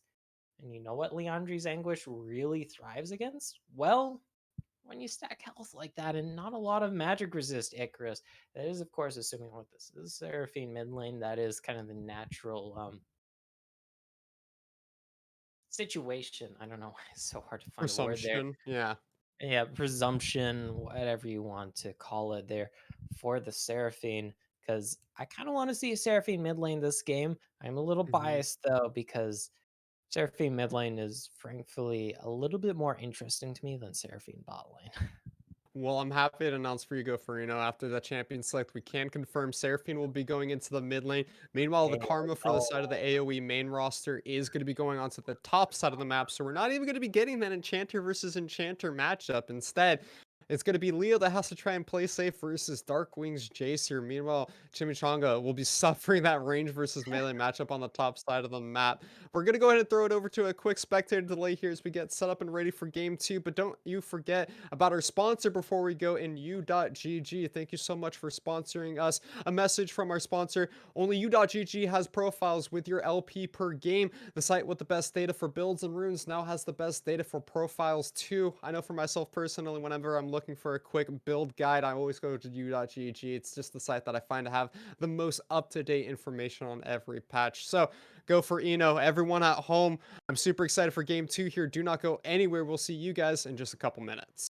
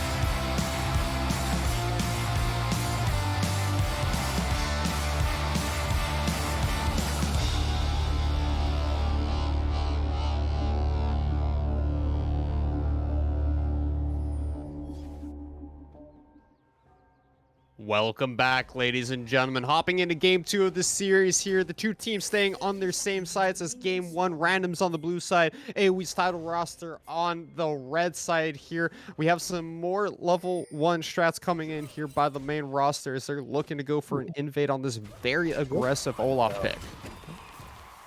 Yep. Granted, was spotted out, so they do suss this out to use the hip zoomer Among Us terminology. Curious to see what the response is. If they want to drop a counter ward, of course, with sketch streams already here on the spot side.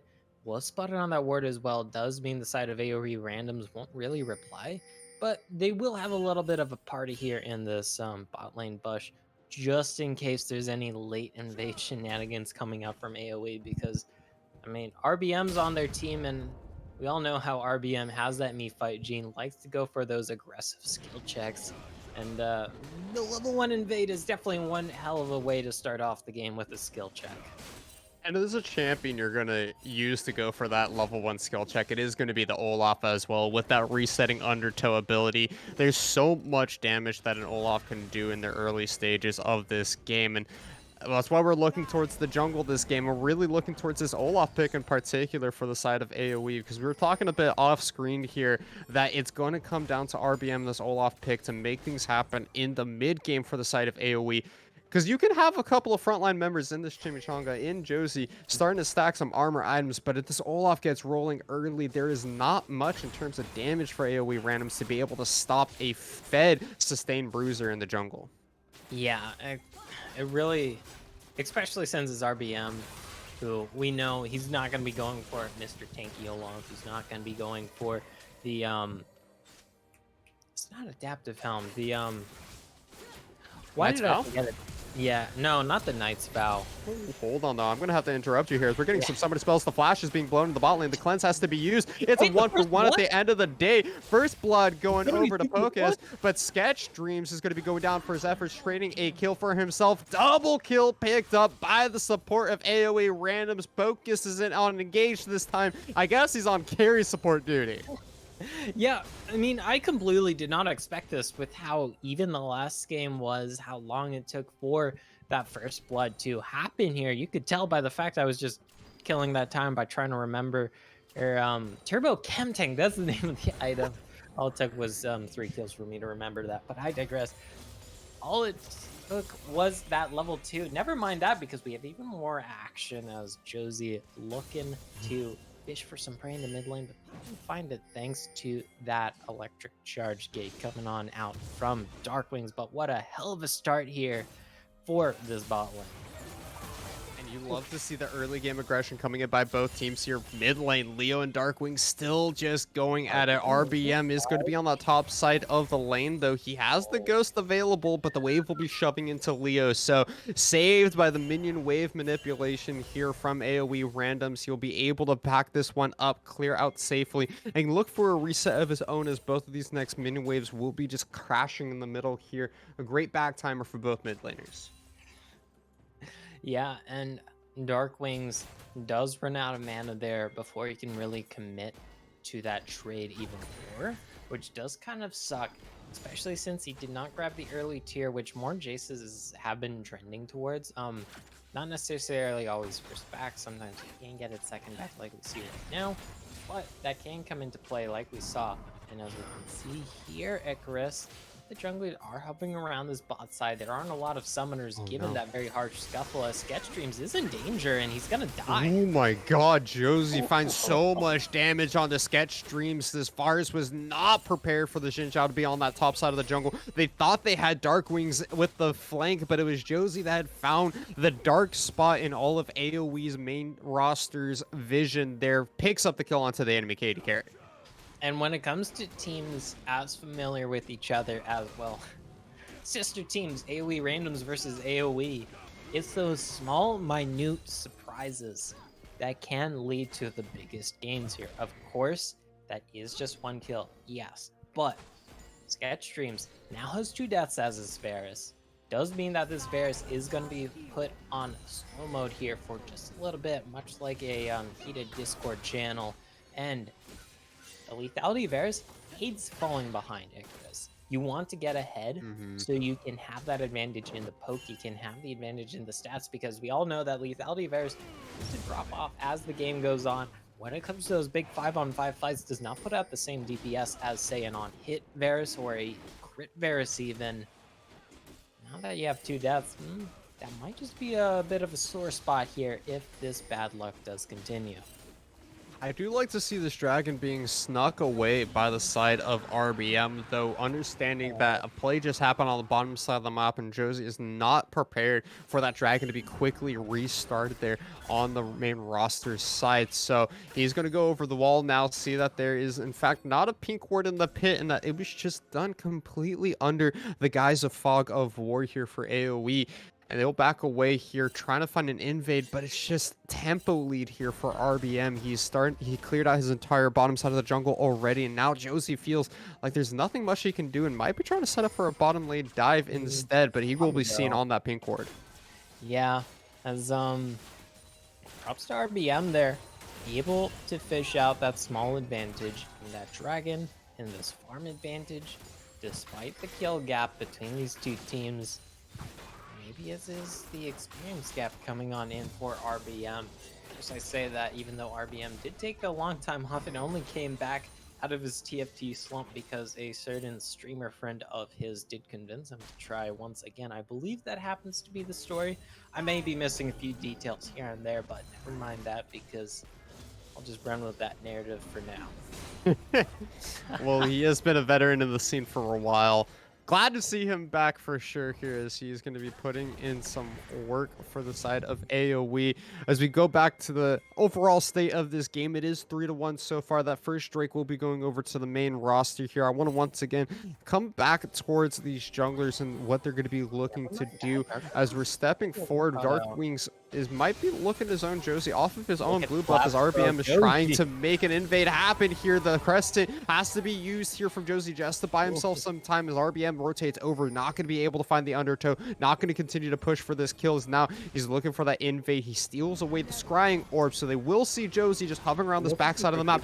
But it's the bot lane rotation, though. Are they going to continue to find something here? Smite coming out a little bit early here by RBM. The Smite secure coming in from Josie, but the ultimate unstoppable onslaught coming in from Chimichanga. That is going to be the Drift King making his way in and punishing the over invade from the AoE title roster. Man, and that is a call out post if I ever seen one, Icarus. Like, that is knowing your opponent's move 4 years in advance. Like, all right, we know you guys have this tendency to try and invade here. Yes, it starts off well for AoE, but after that, Josie, like, that is undeniable thirst coming out for that blue buff. Like, I would say just let it go. Yes, you have a Seraphine mid who would dive for blue buff, but come on, man. Come on. You don't have to commit that much for the blue buff. And that's really where we see kind of the downside to RBM's playstyle here, is that over-aggression, is that over-willingness to go in for these kind of invades. And like you said, it got called out by the bottom lane of AOE Randoms, as now they get themselves set up on the top side. They're in the bush, they get the knockup. That sketch stream is getting blown up 100-0 there by Short Hop and Josie. There is not much you can do about that. They're going to try and get both of these platings as well here and look to drop the Rift Herald to secure even more. Instead, Josie just backing off, as now we got RBM coming up the river, but he's just going to be dissuading any further action on the top side of the map.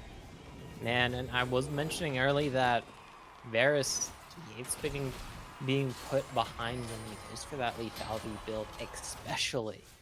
Now 1-3 because of a little bit of cheeky brushy action there, a little bit of cheeky alcove gaming coming out from AOE Randoms there, and the side of Randoms, they are coming back roaring here, Ekris. This is definitely going to be a definitive lead they are feeling. You have 2 kills on this Galen, who's going to be the superstar of your team, but also 2 kills on the Xin Zhao. Can snowball well, run away with the lead, and the rest of your team is doing okay themselves. You're not losing any lane here. We were talking that if AOE Random starts to fall behind in this early stages of the game, they have double enchanters, they have this tanky Scion, and squishy Jin Zhao that they're going to be kind of lacking in the damage department. I do want to take a look at the itemization, though, as we see that both the Jin Zhao and the Seraphine opting towards these more Never mind damage-focused that. builds, but hold on. Solar Flare coming out. Leo has to flash away from that one, keeping himself safe. The Seraphine in the middle lane is able to disengage from the all-in from Dark Wings there and manages to back away just 10 seconds before this Mountain Drake spawns onto the map. He does have teleport available.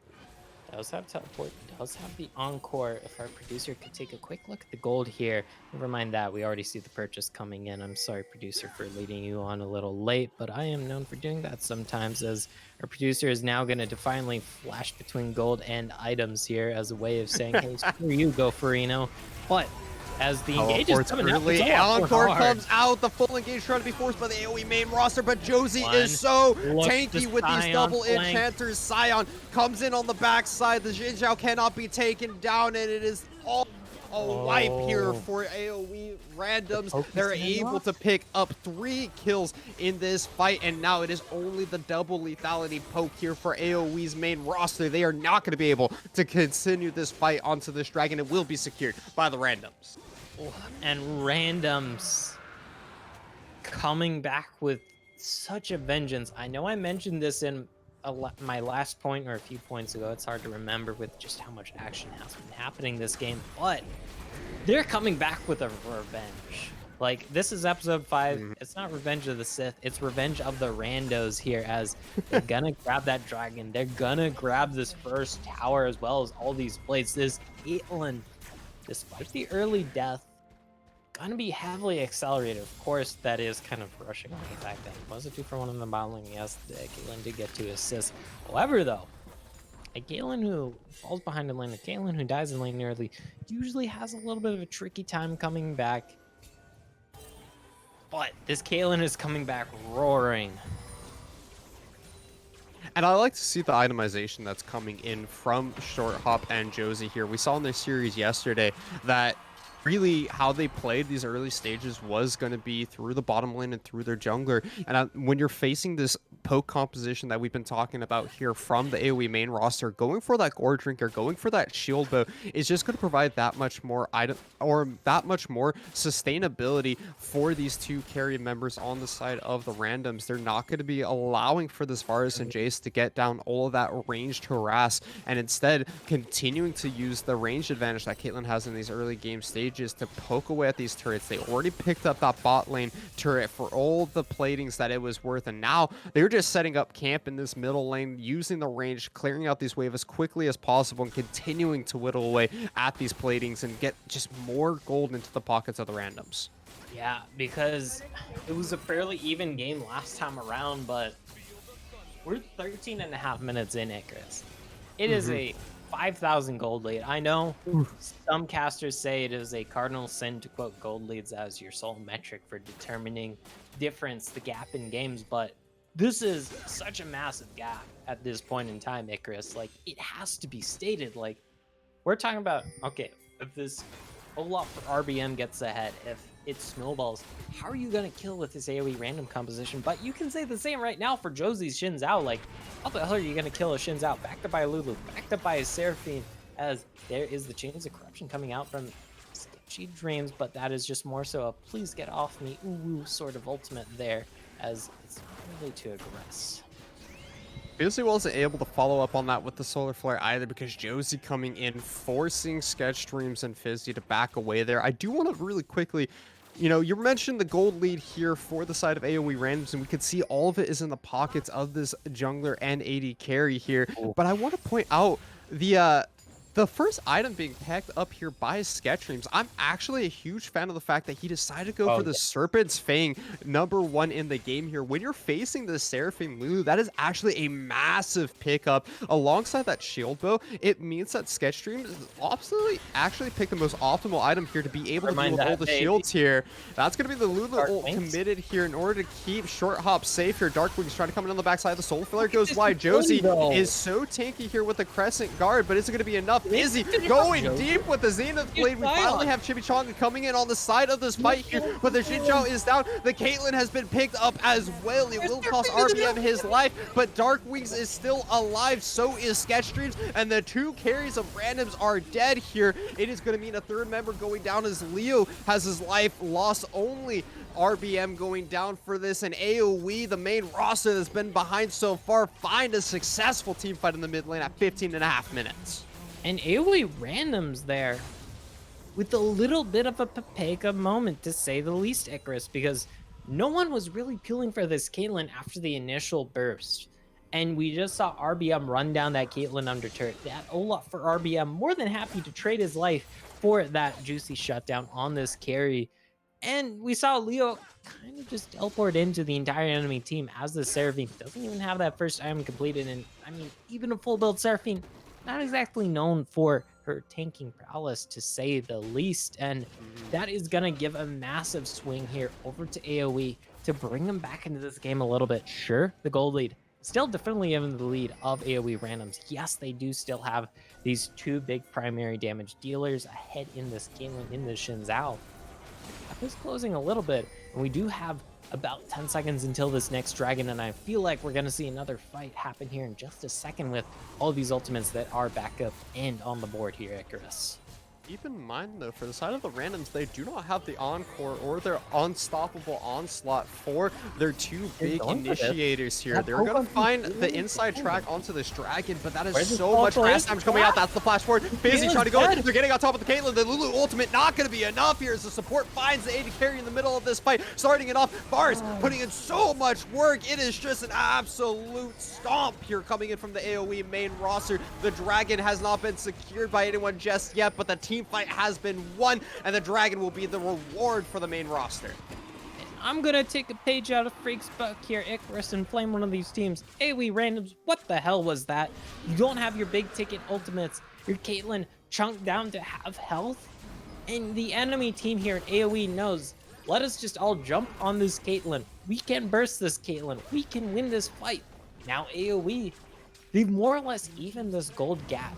They've brought their carries up to speed here. This theirs that was 1-3, now 4-3, looking fine and dandy. This Olaf that was having a tricky time for RBM, well, now he's 2-3-1, very much on footing. Sure, maybe a step behind of Josie's Xin Zhao, but it's a better place than he was before. And AOE Randoms, they kind of got to get their game together here, Icarus. They kind of got to get their heads together, I feel.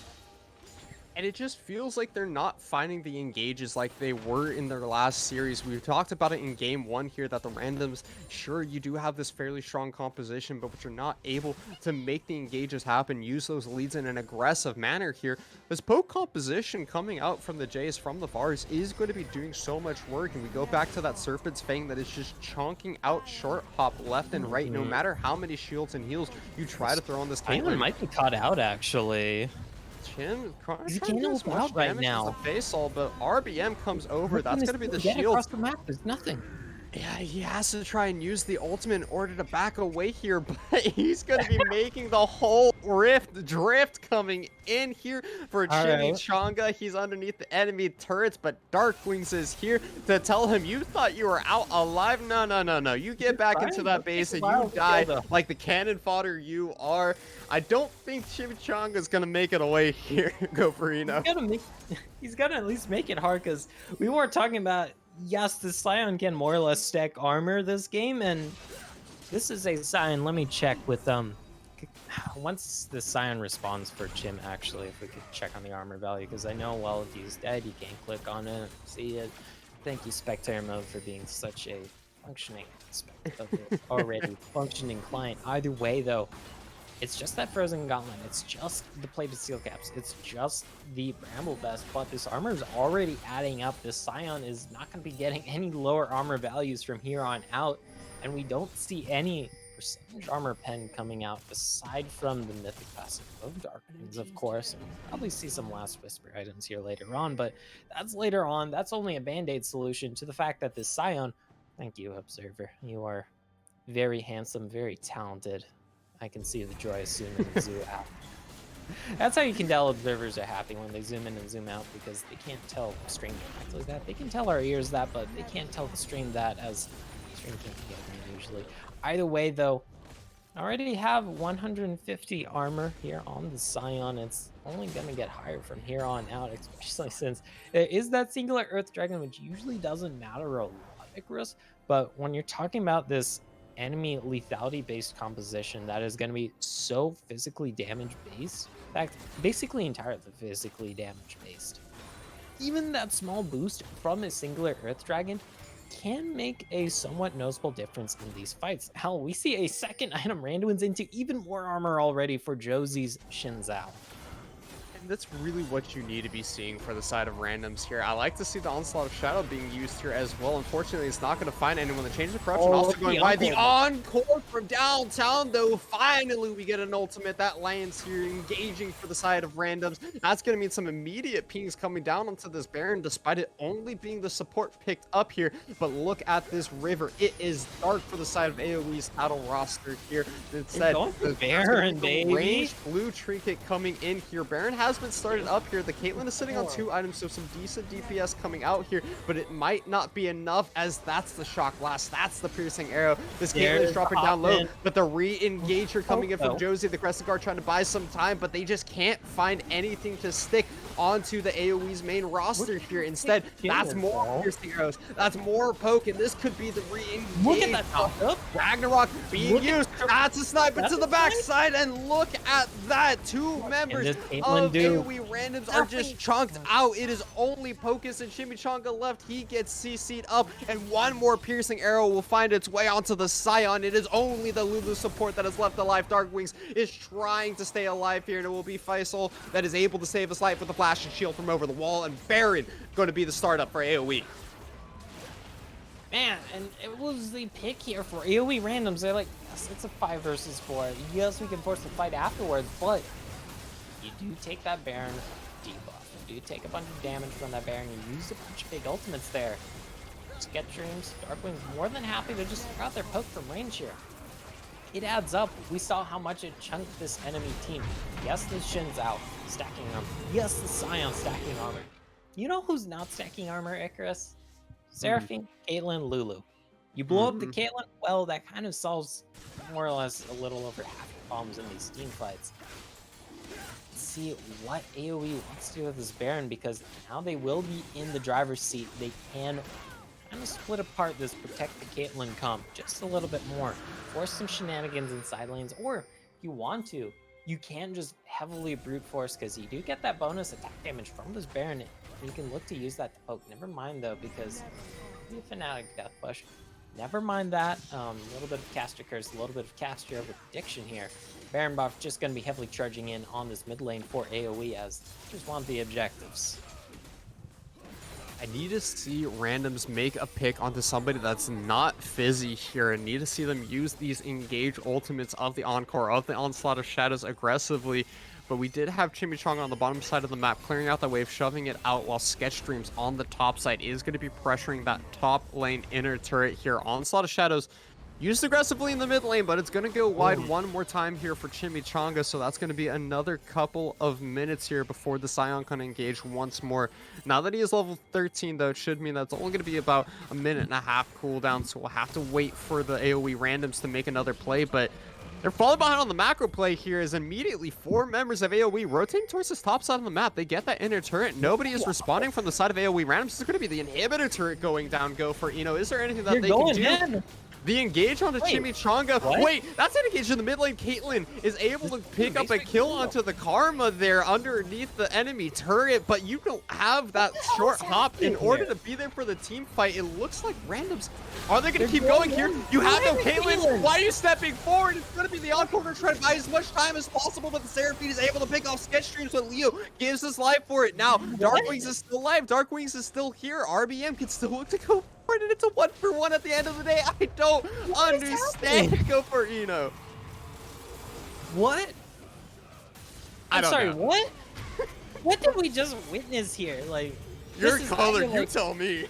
This is God damn it, I hate being color in this situation. Like, how do you explain this? Because this is like a literal coin flip in terms of what it is. It's either like 500 IQ galaxy brain 6-dimensional chess about how much you know your opponent, or you just did a bunch of McDonald's McBurger flips here and it just happened to work out this way.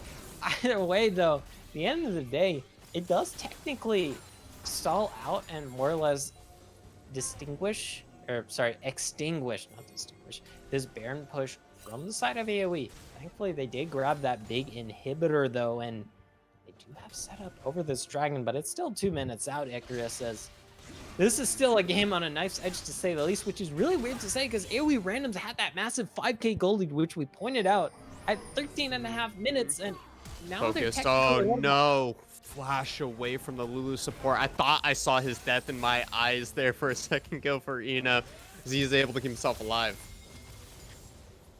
Man, and one of these is gonna be the fight. Look at Chin, he's channeling this. Dark Wings does not know. They got the flank. RBM, will he be able to help? Not really.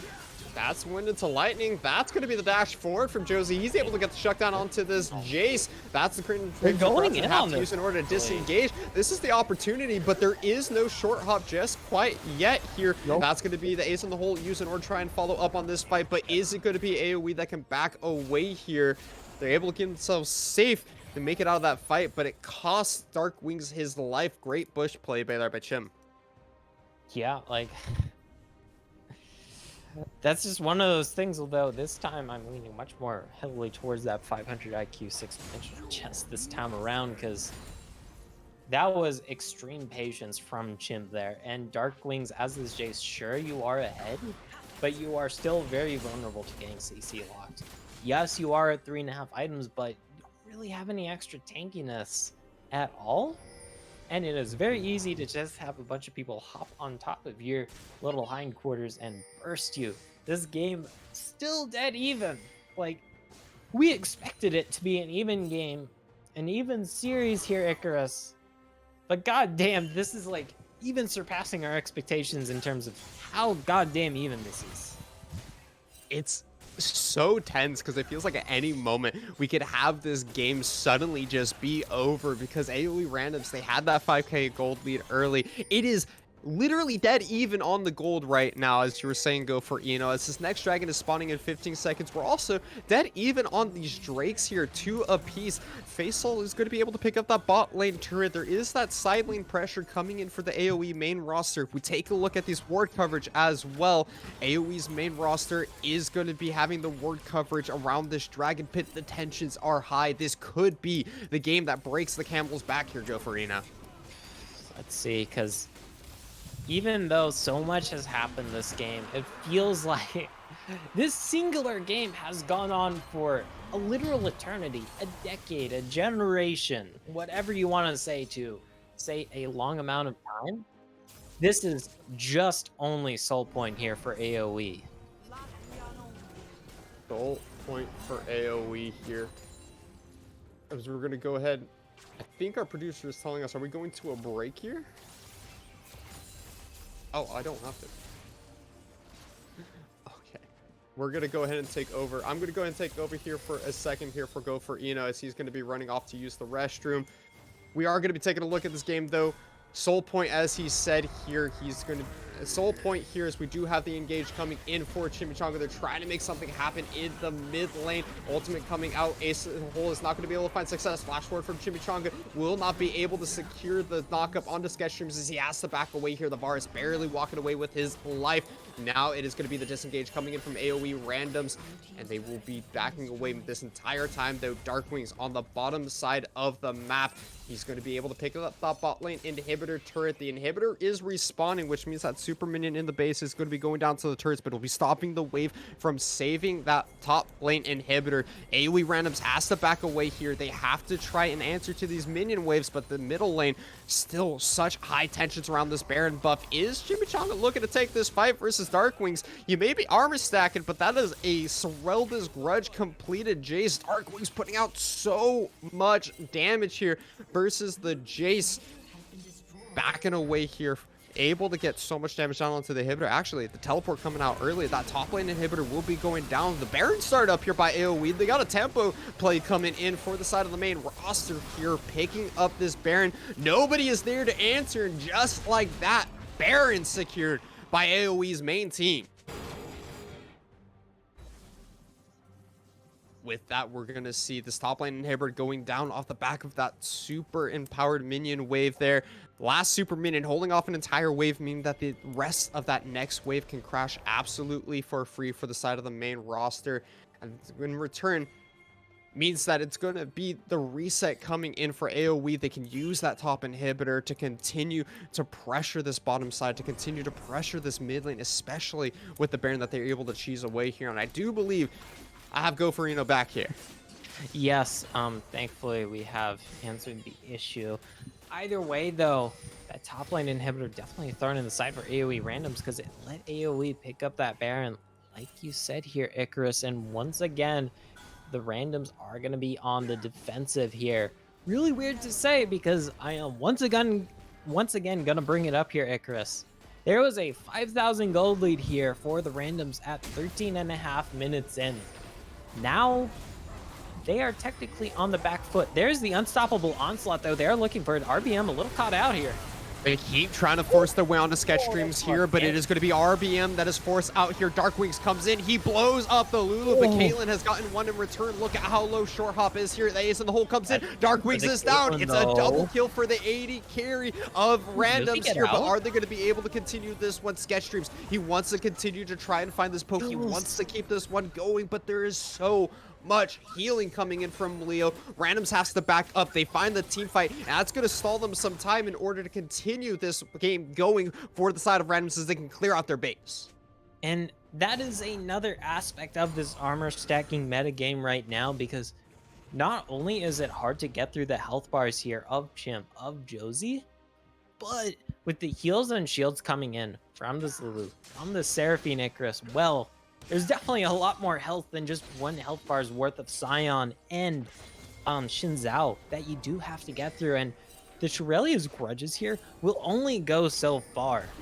They will only go through so much armor. There's still going to be the lion's share of armor for you to go through, and it's not going to be getting any easier, any squishier from here on out, because there's the Thornmail, there's the Gargoyle Stoneplate for this Scion, and I'm going to take a wild guess that Chimp, he's going to be building another cloth armor item once he gets the chance.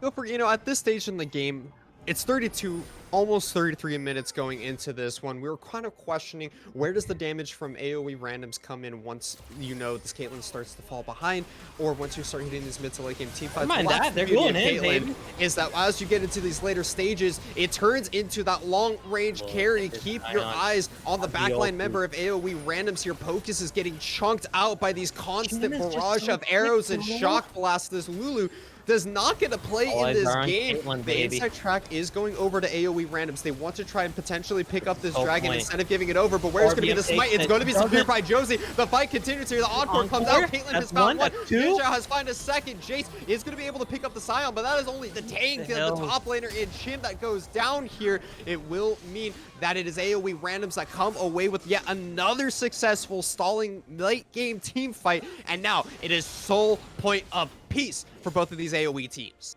Man, oh man, and even though Chim goes down there, Icarus, he clogged up that entire choke point. Yes, we know that people can do that on their own, but usually that's in the context, well, there's a rumble equalizer in that choke point. You don't want to walk there. This is literally just Chim standing there menacingly. He is that dummy thick right now, Icarus, and man, this Caitlyn now 9, 4, and 8, just so massive. AOE, they're gonna have to pull out their magic tricks from last game when it comes to out macroing this Randoms composition, because that is the reason why they did get these previous 2 Barons, why they did get the previous 2 out of 3 dragons here, Icarus. And they want to bring that magic back, because when you have this double lethality composition, when you have this Olaf jungle, in fact, when you have this purely attack damage threat composition, there's always that aspect of the timer taken away, the sands of time, the armor Mhm. stacking meta game here, because look how much armor is already being built up here by these top two members of Josie and Chim. And it's not just the armor that is being stacked here on the side of AoE Mhm. randoms. It is also the itemization of these carries here. Look at the full item build here from Short Hop, just picking up that RFC, which means he's going to be able to return some of that harass damage that's been thrown at him this entire game so far. Whenever he has that static empowered auto attack, he has that headshot available. He's going to absolutely chunk whatever Jeez. member he can right click on here.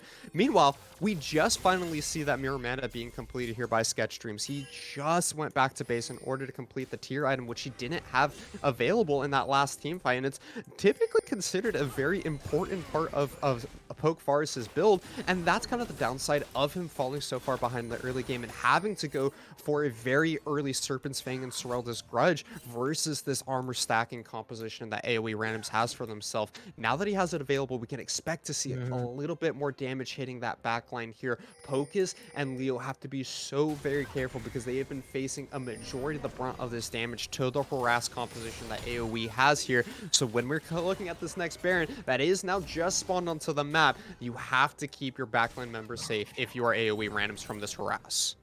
Man, this tension in the air is so thick right now, Icarus. We can feel it here on the desk. I know we're technically remote here, but that is just how powerful this tension is, because this game is still on a razor's edge. Like, take a look at the dragons, they're even. Take a look at the kills, they're even. Take a look at the gold, they're even. Okay, there is a noticeable difference in the towers, but you get that Baron buff. If you get that one good push, you can more or less negate that entirety of the tower lead if you are Mhm. AoE randoms, or just completely win the game if you are AoE.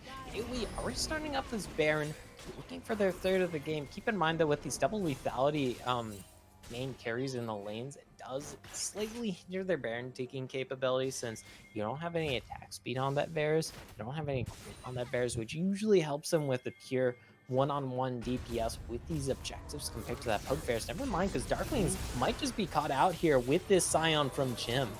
Keep your eyes on Leo, who is there to help as well. Baron, though, Darkwings is barely able to pick up that inhibitor before he goes down. There is a teleport available for Leo, but they there is can't not get going to be that one Baron in available time. just coming up now for Chimichanga. The Baron forced to back away there if you're AoE's main Jim roster. And does now the have randoms teleport. look like they want to start this one up. You got to get these teleports started. You got to get your solo Josie laners can get the into this Baron. Baron fight RBN because has to go for AoE that. wants to What's start the this one. 50? Ragnarok comes out, but the spite's secured by randoms. It is going to mean the Olaf is Jim is alone in just the standing pit. there menacingly. RBM, you're going in alone because the rest of your team is not going to be there to back you up, as the Baron has been secured by the side of randoms, and this could be the fight that finally secures this game for randoms in here in game 2. As the ulti, this Baron's gonna have to flash out, but I don't think that's enough, Icarus. Sketch Dreams, you're so low, you're so alone, and you'll be going down. Pocus getting his revenge for the harass that he has faced all game. Gets Man. the shutdown onto the AD carry, and with this super empowered Baron buff minion wave coming in here, 20 seconds on RBM, 40 seconds on Sketch Dreams. Caitlyn at 5 items, 6 items. The first Nexus turret goes down. The second Nexus Man, we're turret going goes to game down. 3. It's a civil war. You wanted it, and we're going to go to a full-out war here in game 3, ladies and gentlemen. The randoms pick up game 2. And there are no punches being pulled here, Icarus. There is tension between these teams. There's familiarity between these teams, and we are going to be going the distance here in one of the most exciting ways possible, because we didn't really know who was going to win in that second game. Sure, we felt like AoE randoms, they had that early lead, but then it swung towards AoE, and then it swung back towards the randoms. And these are the sort of plot twists I live for as a caster, because I mean, you can't pull any more punches in this game 3. It's not like we're pulling any to begin with here in these previous 2 games, but everything's on the line here. This will definitely have some very noticeable effects on the standings here, because if AoE's main squad drops to 0-2, that's more or less confirming that they're outside of a weird tiebreaker situation, Icarus, out of Mhm. contention for playoffs. However, if they do win here, go 1-1, well, this group got a lot spicier, because imagine a four-way tie in this group. 1-1 to 1 to 1 to 1 to 1 to 1 to 1. It's going to be a super spicy series here. I really quickly do want to kind of go back to how this game played out. We love to see the storyline here of this game. You mentioned back and forth, and it kind of plays to how these two compositions were drafted. When you build that lethality composition, their mid game coming in so strong there by AOE, but the randoms playing around that Caitlyn, they had the early game lead. It feels like the story of both of those being Caitlyn mains. We know how it goes here. You're strong early, but your mid game, you just fall off so hard until you reach those later stages of the game with 4, 5, 6 completed items, and that armor coming in so powerful for the Scion, for the Xin Zhao as that game continued to extend forward. We have to wait for game 3 to know, though, go for Eno. It's a very tense series so far, especially after the second game, but the final game should help determine who is going to be the victor of it all. Ladies and gentlemen, we're getting ready to set up for game 3 here. We're waiting a little second, but still know if the producers are ready to throw it over to a break. But go for Eno, I want to ask you, are you excited for this third and final game, and who are you going to be giving the edge to? Okay, I've been excited this whole damn series, Icarus. You are just twisting the narrative, but that's what we do here on the desk. Either way, though, I went into the series favoring AOE randoms, and I still want to favor them going into this last game. But AOE have been showing their main squad tends to have the advantage in macro situations, and that second game, they're able to make that massive comeback. And had it not been for that massive armor stacking, that thorn in their side, that was that Zion just continuously building armor item after armor item after armor item in that top lane, that does give a lot of credence here towards the side of AoE. It is going to be a very tense series. Macro versus micro, the mechanics in the lane that we have seen from both of these teams, it's going to be very tense here in game 3, ladies and gentlemen. We're going to throw it over to a quick spectator delay as we get ready and set up for the champion select of the just a regular break. You're right, producer, but it's going to be a fantastic series here. Final game should be very hyped to watch. Don't go anywhere. We're excited to see you guys for the final game of this AOE Civil War.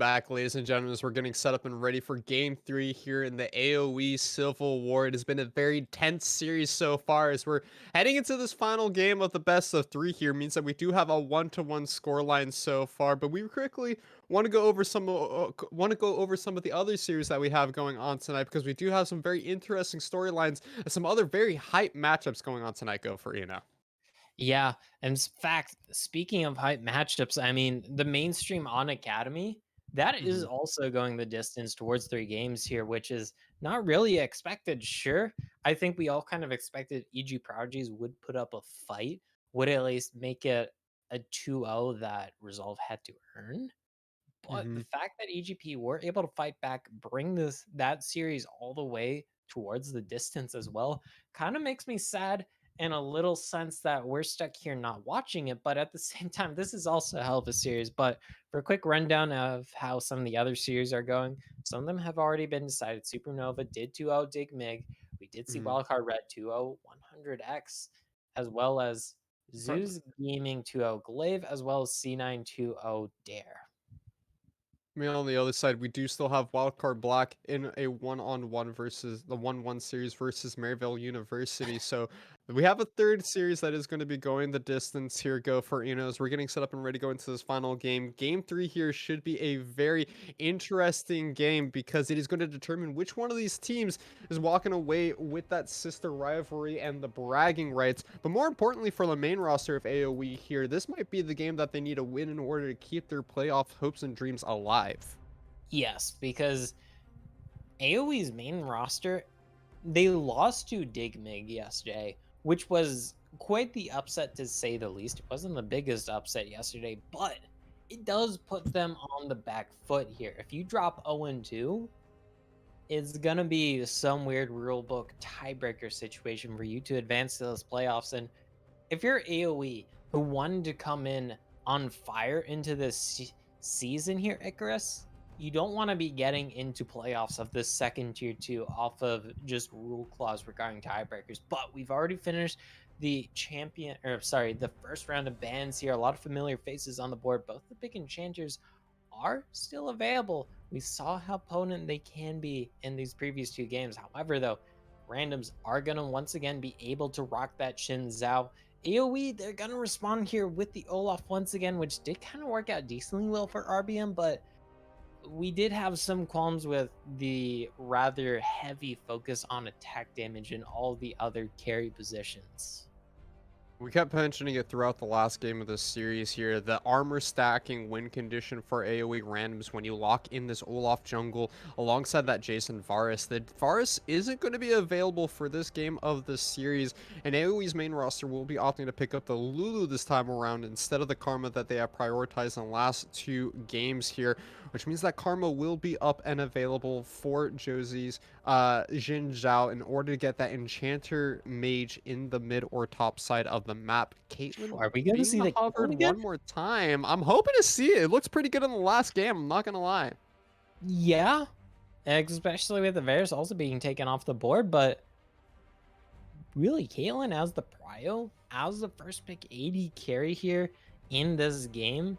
Yes, you do have other bans on the table, but there are other star picks we have seen. There is the Kaisa that is available, but it's gonna be the Caitlyn prio. Still though, take a memory trip back to game number 1 of this series, Icarus. Remember that Ashe? Well, Ashe is a fairly good soft counter into the Caitlyn Speak of the Devil. There it is, as it is going to be locked in. The Ashe has somewhat similar range to the Caitlyn. You're able to match her poke and trading patterns thanks to your volley. And if you pair this Ashe with the Leona, which is still available, mind you, unless the randoms want to ban it here, you have that insane pick potential, that insane pick combo we saw that was so crucial towards AoE winning that game number 1.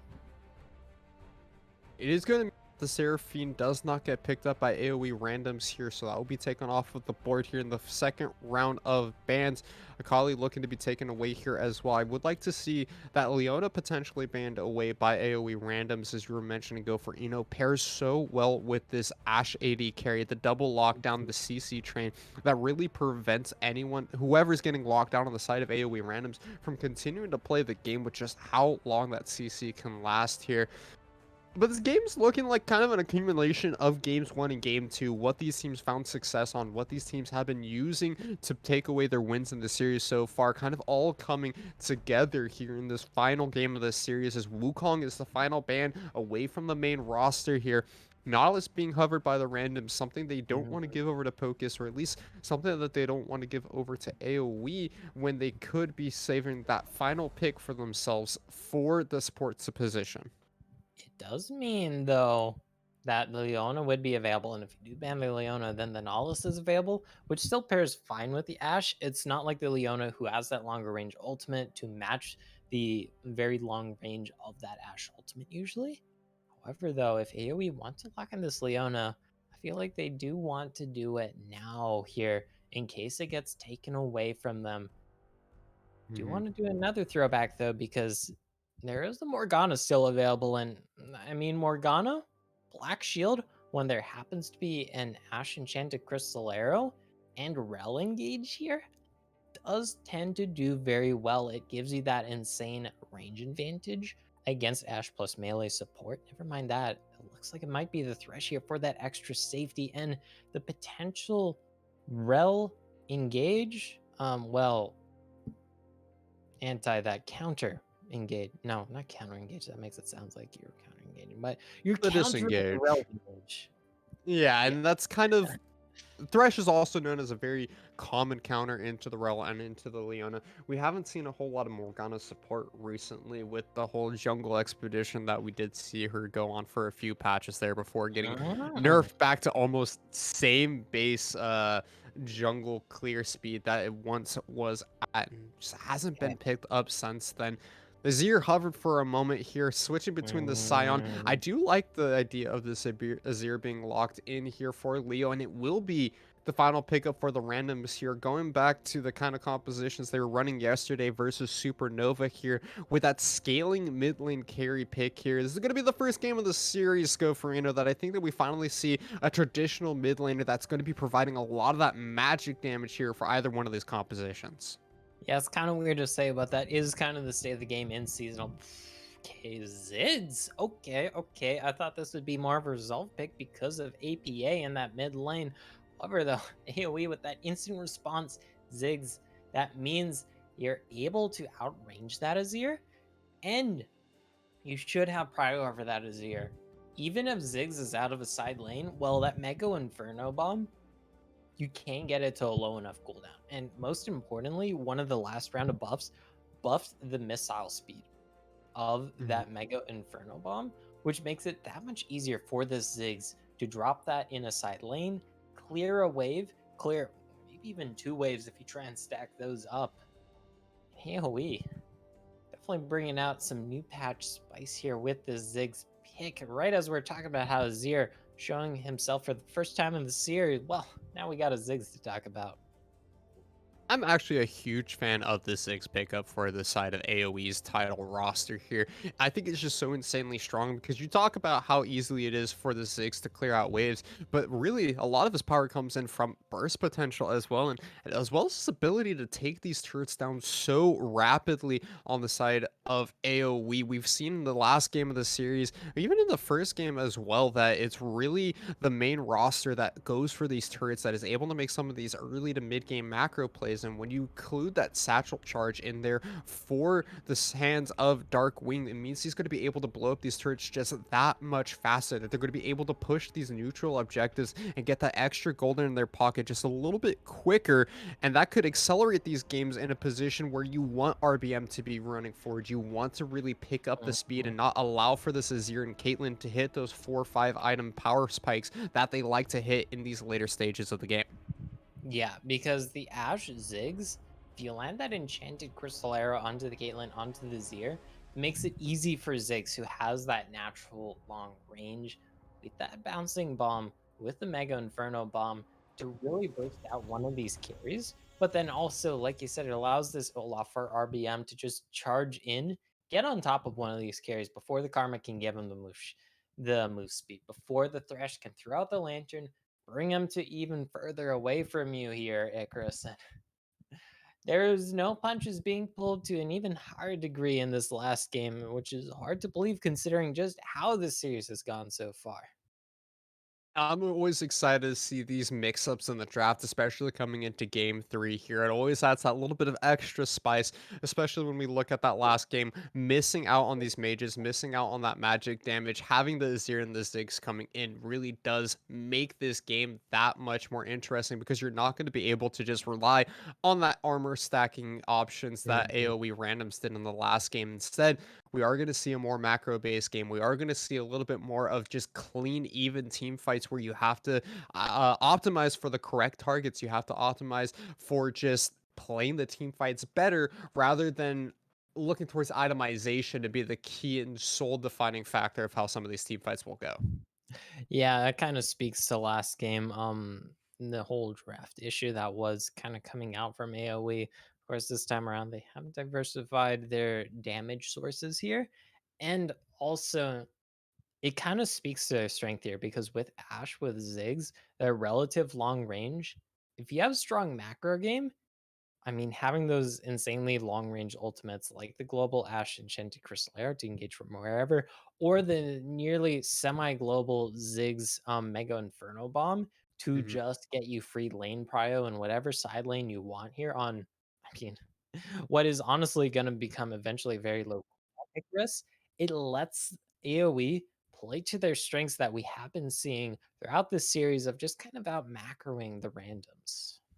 And that's really what won them game 1, right? We saw RBM going in with all those invades, stealing away little camps here and there. We saw them constantly just pulling the randoms across the map in multiple different directions, and they were never able to get a full-on 5v5 fight until that Enchanted Crystal Arrow came out by sketch streams, and by then it was a little too late for Pocus and the rest of randoms, as it was oftentimes the support role, the main shot caller for randoms that was getting picked off here. But ladies and gentlemen, we're hitting into the final game here between AOE Randoms and AOE's title roster. It's been an exciting series so far, and this final game will let us know which one of these sister teams is going to take it all home. And do not go anywhere. Do not touch that browser, as we'll be back in just a couple of minutes with the third and final game of this best of 3 series here at Risen Championship League.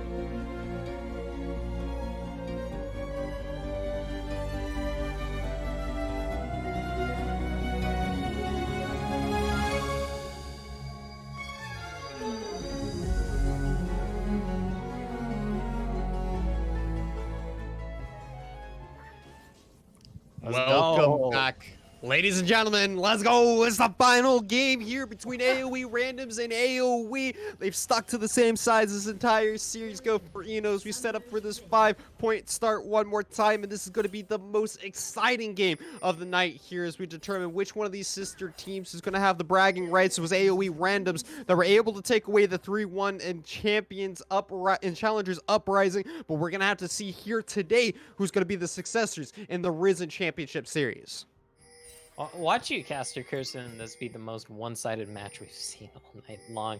God, I Either hope way, not. though, with how these two comps have formed up, we're definitely going to have some pretty chill level ones. But Fizzy, buddy, you're kind of behind enemy lines and have to be careful here. You have that aftershock proc.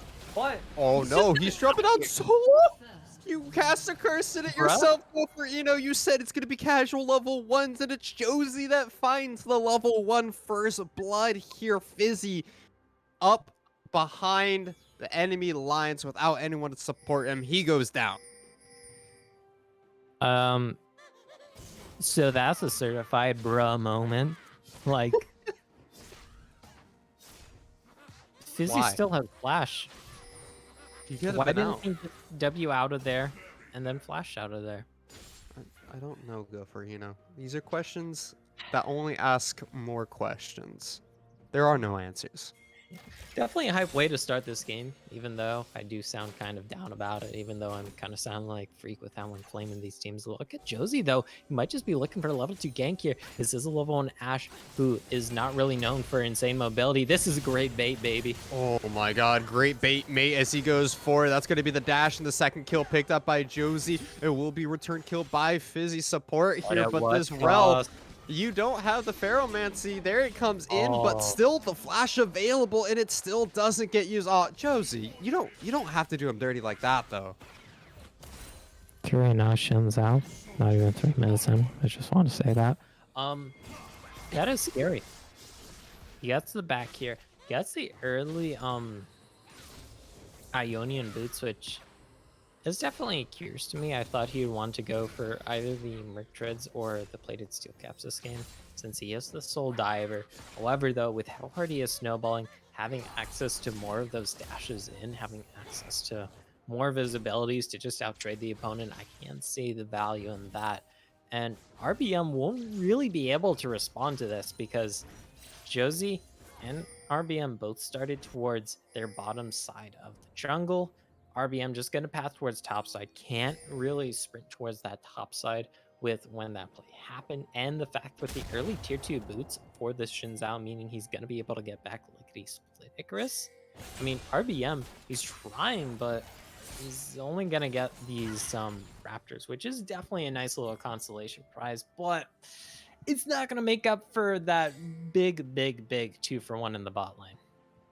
Yeah, and when you have the Xin Zhao Josie, who's been kind of a player that we look at to be the carry force of AOE Randoms this series here, we saw in the last game he found a lot of early game leads, and this time around, when he has that strong early start, it only inclines us to believe that he's going to continue to run away with this game. Finally, RBM might be looking for a play on the bottom side of the map in order to return the power that has been brought out by the Randoms here, but the Dark Passage will be taken at the last second there by a short hop in order to make sure he's safe. Just feeling his senses here that there's something going on, something fishy around this bottom side of the map. And that is the power of the Dark Passage there. I mean, we saw just how long of a range that was. We see how long it stays around. This Kaylin here, more than happy to just continuously pick up the CS before taking that last second lantern on back is short hop. Either way, though, with that insanely electrifying start here, things have at least calmed down somewhat across the map, and this top lane and mid lane probably going to be pretty trade heavy, and we're going to be very jungler focused this laning phase, I feel, Icarus, because it's going to be on these junglers, their earnest, to really start off fights here, as there's another bait in the bot lane. Another bait on the bot side. This time Fizzy finally gets the flash out. This might mean that the Rel finally gets out safely here, but Pocus, he wants to look for a death sentence. They're stepping very far forward. Leo also has the advantage here. The flash play will mean that RBM is pulled back, and Leo is the one donated the kill here as Zir being donated. an extra early game advantage. Dragon's up 2. Of course, it is a singular Cloud Dragon, and when we look at the AoE Randoms composition, they don't have the most impactful ults that they want to spam. However, though, taking away even a singular Cloud Dragon from a comp with the Ziggs with an Ashe, I always feel pretty good about that. In Randoms, I mean, we saw it last game. We saw it in the first game. They're able to once again get this early lead here, Icarus, in terms of kills, in terms of objectives. And it's going to be on AoE to see how they can outmaneuver from here on out to bring this game back to a much more even state, because they aren't out of it quite yet. But the gold lead might start being dealt just a little bit here in this mid lane and in this bot lane as RBM looking a little towards this top side. Really is going to come up to RBM here to find a fight where he can get a mismatch position on the enemy jungler, with Josie being so much at the early game strength here for Randoms. He's trying to come into this top side and free up this lane for Faisal so that he can get that back off with no mana on this Lulu. Needs to get the reset. But it's just opening up an avenue for Chim here to try and freeze this wave. Great minion wave manipulation coming in by the Karma on the top lane. Yeah, and Josie could have looked for that 1v1 had it not been for Darklings probably on that mid lane and roaming on up, and Fizzy being there much sooner. It is still very scary though, because this Xin Zhao has definitely been accelerated here. And that's one way of saying it.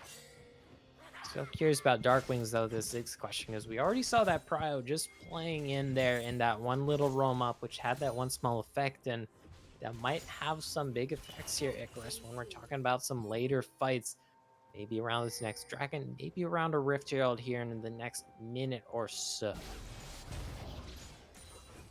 Slowly but surely, the randoms are choking out this map here. We can see the bottom lane of Short Hop and Pocus going up towards that river. They're able to take away the Rift Skull for themselves, so not allowing RBM to pick up that one, and kind of using just the accelerated pace that they've developed for themselves in order to continue to apply pressure to this map, put their carries ahead here. And that's what you need to be seeing if you are the side of the randoms here. Yes, having an early game lead on this very strong duelist of Xin Zhao is so important in order to get him off the ground. But when we look towards these mid to late game team fights, we need to be seeing what is going to be being pulled out here by Short Hop and by Leo. On the other side, Darkwing's Sketch, they are going to be, again, those carries that are going to be dealing the damage here for the main roster. Especially Darkwing's is going to be who I'm looking at, as now that we have both of these mid laners starting to hit their level 7 points, they do have access to those ultimates, and this is where we can start seeing some of that side wave pressure being applied, especially in the next couple of minutes when that second Drake spawns and those teleports are available for both of the mid laners. Because I can't quite remember the range of the Ziggs ulti level 1. I know it skills with ultimate rank. It still is a fair range level 1, and I know you can definitely be right at that dragon pit and definitely clear out a wave in the bot or mid. If my memory serves me correctly, it has been quite a while since I've seen Ziggs on the Rift, to say the least here. That kind of goes to show. Thank you, spectator, or thank you, observer, for showing that. Doesn't show the range though when you hover over the tooltip. Thank you, client. Either way though, still a very even game. The randoms once again though having early control, and that can be a big deal because this Josie Xin Zhao, if he's able to go in with impunity here, and if we do see a big dragon fight happen, Icarus, well, this Ashe and Ziggs, they aren't really going to be enjoying a very fed Xin Zhao on top of them. It really does matter, I think, here in this upcoming team fight, who is going to be the one that can set themselves up for success first. It's whichever team is able to get the inside prio and get that ward coverage down early so they can look to engage the fight on their terms. Last game, we saw that sometimes AOE Random, they like to go for a little bit of that bush stack, and they like to look for these very cheeky flanks with their top laner, with the Xin Zhao as well here. But Chimichanga on the Karma this time around isn't going to be able to have the same impact in terms of CC control of the team fights as that Scion did. So this time, it is going to be entirely up to Pocus and Josie to start these fights. Leo, once he has that stopwatch, we can try to look for some more of the Shurima shuffles that everyone loves to see so much. But until then, it would be a death sentence for the Azir to look forward. And it is going to be into the side, again, of that support and jungler to make these team fights happen for Random and continue to accelerate this game in their favor. Yeah. Of course, they do have to run run with this acceleration they already have, because more or less their entire lead has been focused on this Shin Zhao. A little bit in the mid lane, and yes, there should be an inkling of a lead in the spot lane thanks to those horses on this Caitlyn, but never mind that, as Darkling's already in this top side, will be putting a lot of pressure on to Chim's Karma.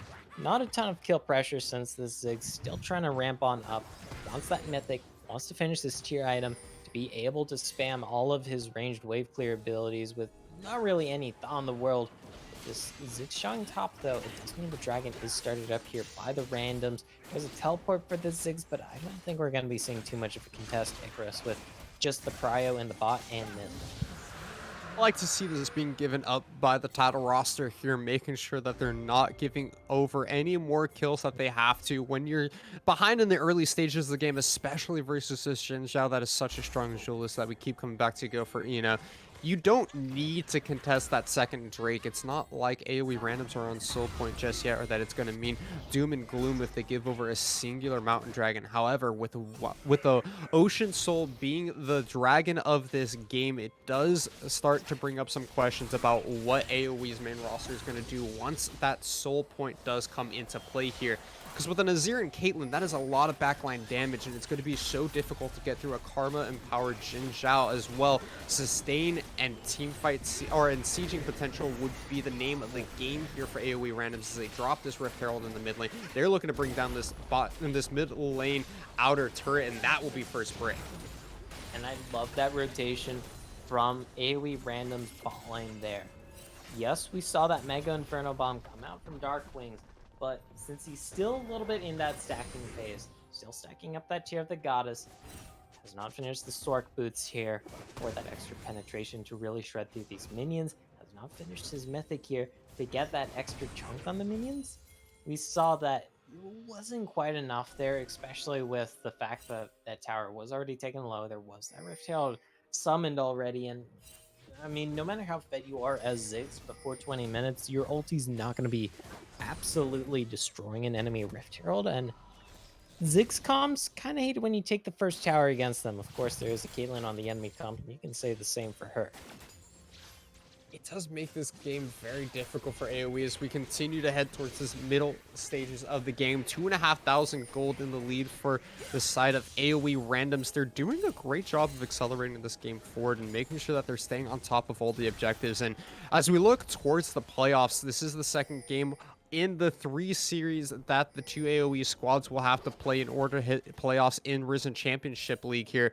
I'm looking to see if AOE Randoms, with this early game lead, found themselves, if they can continue to make these aggressive plays and find clean advantages for themselves, because we have to look towards some of the other teams like Resolve that are in this, like Wildcard Red, that are in the same tournament as them, and those teams can really put you to the test when it comes to being able to play with an advantage.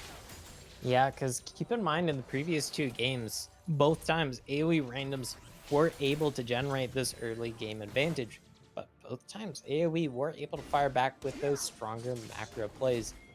It was enough in game number 1 for AOE to win that, and in game 2, it was pretty damn near close. In fact, AOE got 2 Baron buffs and nearly was able to crack open and break AOE Randoms and just 2-0 this series, had it not been for Randoms being able to stave them off long enough, stave off the base assault, let the armor stacking come on in and really nullify that double lethality composition, Icarus. Of course, won't be seeing that this time around. And once again, we're seeing a pretty even game that is Randoms favored, at least early on.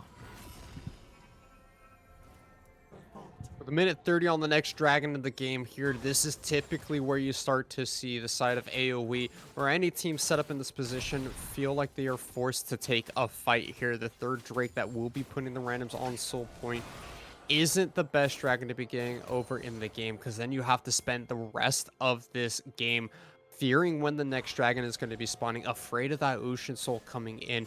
We mentioned a little bit earlier the sieging power of this Caitlyn, the sieging power of this Azir is so strong here. And when you're piloting the Ziggs, you want to be the one that is sieging. When you're piloting this Ashe, you want to be the one that's pressuring with the volley, with the bouncing bombs underneath the turrets here, trying to play for these neutral structure or for these sided structures. But it is going to be the bottom side turret picked up by Darkwings, trying to get some control of the bottom side, and it will mean that a Rift Herald is picked up by the randoms. This could be a very important Shelly used to break the map open, used to pull away the AoE main roster from the Dragon Pit and try and make a play for that third Drake.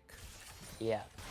The second Rift Herald is always one of the hardest objectives in the game to use properly if you grab it, because you no longer have plates to grab usually. Usually you end up using it to force a catch-22 around a dragon. Or if you're just so far ahead, you can look to get the Dancing Shelly, but you usually don't have the second Rift Herald to win in those situations. Never mind that, as we have a lot of friskiness here in the mid lane. Icarus, hooks are going wide, skill shots are going wide, but there is some tension in the air, and I feel like I should be handing it off to you before anything happens here. Josie wants to find that win into Lightning. He wants to find that audacious charge, but there seems to be missing members on both teams. All 5 members have finally gathered around here in AOE Randoms. They don't have the inside track. Instead, they're looking to give over this dragon. Instead, they're rushing down towards the middle lane. Go for Eno. That's the Rift Herald that is dropped. Mid lane focus. He's playing defender here. That's going to be the hook. That sentence barely missing here. Also keep your eyes on that turret established by Leo. That means so much damage dropping down to this mid lane Ader turret. It goes down, and AOE Randoms, they're continuing to push here. It's gonna get a second charge here? Okay, it doesn't. But AOE Randoms there have the inside track. And we saw Darkwing's Mega Inferno Bomb there. It doesn't really shred through the wave. You could argue it was a little bit of maybe mispositioning because it didn't hit the entire wave, but of course you do want to hit some minions in order to kill them. It does show though that this Ziggs, even though that the side of AoE was completely severed off from that turret Icarus, the Inferno Bomb kind of doesn't care about that. They were able to respond to that. They're able to stop this decently fast stacking that was coming out from AOE Randoms towards that potential Ocean Soul, and at least put a halt on that for a few more minutes. This game still dead even. I know we've been saying that all series long here, Icarus, and it just goes to show how great, how much of a banger series it is. Both of these teams are fantastic, full of fantastic players, full of fantastic ideas and rosters that just come with their own unique way of playing the game. And yet it feels like they're both clashing so hard in this series here because they want to be playing around their star-studded junglers in Josie, in RBM here. And it's really been the Josie game so far, this final game of this series here, 3-0-1 on that Xin Zhao jungle. We keep coming back to it. He is able to get that Rift Herald that crashes in the mid lane, and slowly but surely, AOE Randoms have been growing that gold lead for themselves. 3K, now looking at 3,500 after picking up that topside turret donated over to the hands of Leo99 on this Azir. And we're looking towards these mid-game stages with that first Drake being picked up by AoE. It means that they can stall out this Ocean Soul for a little bit longer, but Baron is going to be coming up in about a minute and a half here, and already the randoms are trying to posture aggressively on this top side of the jungle in order to establish some more dominance.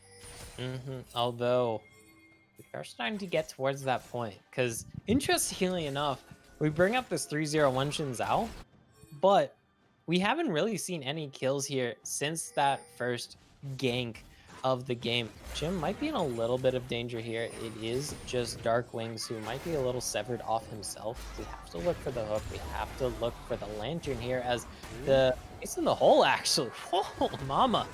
So well played there by the randoms. The ace in the hole coming out is going to help Chimichanga secure that kill on the sideline there by the solo lane Karma. It was Darkwings who thought he had the flank, but he's the one that goes down for his efforts at the end of the day. And that means 30 seconds before this Baron comes up, the Ziggs is down. It won't mean that they can start up this Baron right away, but it will mean that that bot lane turret should go down in just a second here. It does also mean vision control, river control, jungle control. Gonna be going over to AOE Randoms, as that one pick will give them decently good free reign over this map to keep those Baron lit on up in case there's any sneaky takes. Keep this dragon lit on up that is going to be spawning in just under 1.5 minutes because yes, AoE did stall it out, but if the randoms pick up this dragon, they will be on that soul point. And if they get Ocean Soul here as the randoms, AoE will hate immensely facing into that since Ashe and Ziggs are decently poke based. And Ocean Soul kind of counters that poke based game style very hard, very succinctly here, Icarus. It seems to be the #1 counter most of the time is these very sustainy style gameplay champions, and Ocean Soul really makes that all too easy for the side of AoE Randoms. I do want to take a look at the itemization so far, despite the fact that we're looking at a 5,000 gold lead here for the side of AoE Randoms. We don't really see too much we didn't see too much of an advantage in items until just now. The RFC getting completed by Short Hop, along with that Zanya's Hourglass for Leo, so we could be looking for those Shurima Shuffle plays coming in from the Setup. Oh, the Enchanted Crystal Arrow going just wide with Dragon spawning in 15 seconds. This is no good for the AoE team. Yeah. Respects to AoE though. Looking for the pick there with this Ashe. This is the strength of the Ashe pick when we are looking at the mid to late game. Yes, she's able to put out fair DPS and team fights. Yes, you are able to get through frontliners given enough time, which isn't a ton of time. But that Enchanted Crystal Arrow is a hell of a drug, and a swing and a miss right before this objective stings that much more because if you land that, you burst out a member, you have pressure over the map, you have tempo over the map, Icarus. It lets you swing back this map control that we were saying just a bit ago was in favor of the randoms. Well, picture a world where AoE gets that pick with this Ashe. Maybe they get a kill, maybe they get two, depending on how it shapes out. They get themselves 2 dragons. They have control over this Baron, but sadly that's not how this shapes up, as they are going to be on the back foot once again here. And that will mean that Soul Point is going to be secured here from AoE Randoms. They're going to be looking towards this 4th Drake of the game for themselves here in the next 4.5 minutes. But as you were mentioning, go for it. You know, Baron is the next name of the game here. It is the next big objective for both of these teams. And for now, the AoE main roster does have control of that pit, and they're looking to gather around this mid lane one more time. Enchanted Crystal Arrow is back up and available if Sketch Dreams wants to look for it, but every time we look towards this top side of the map, Real Big Meme has been trying his hardest to sneak away this Baron, and it looks like this time around he's finding it to great success. No one from the side of the just yet. Josie finally rounding around the corner, sees that it's been started up. The teleport finally coming in from Leo. When does this fight start? There's been no arrow. There it is. It's coming in. The Ralph finds the shutdown. Going over the Real Big Meme. It's all chaos everywhere. Leo trying his best to stall this one out. Caitlyn doing so much work in the backside, but he trades 1 for 1 at the end of the day. The final undertow coming in from Real Big Meme will secure the kill, but it is Leo with the teleport, the double kill, the triple kill coming in from AOE Randoms, and they have secured themselves a 4 for 2 at the end of the day, and Azir is online, baby. And I had to look away for just a second because my dog was just growling at me like, ooh, I want to go out for a walk. I'm like, please, Zuki, this is something serious. I'm casting right now. We can't go. And she's like, ooh, I don't understand what League of Legends is. So I just ignored her, and I missed that entire fight because my dog wanted to go out on a walk. I know, this is animal cruelty. Either way, though, Randoms really solidifying their foot there in that fight, and now there is that massive triple kill picked up here by Leo, who can scale up into a monstrosity. I mean, hell, he's a monstrosity already here, Icarus, and it's just gonna be so tough to deal with this Azir now. And we were saying that we needed to see the transition of the carry role going from Josie into either Short Hop or Leo, and that team fight really is going to be bolstering the pockets of this Azir here. He's able to pick up a needlessly large rod and a second stopwatch for himself off of the back of that. So double golden time available for the mid laner of AOE Randoms here as they're starting to get set up on this bottom side of the map. Baron was not secured after that team fight as they had lost their AD carry and the health bars were too low for the randos here, but instead they will be going back into these jungles of AOE's main roster here. They will be taking away some more camps, and they're looking to once again pressure this top side of the map, making sure that they're not giving over another opportunity for Really Big Meme to try and steal away this Baron. And Even though it is still a noticeable 5k gold lead here for the side of the Randos, yes, they are on that soul point. I mean, you can feel the tension here, Chris. You can feel just how much of a knife's edge this game is on, as Chelsea might be looking for this.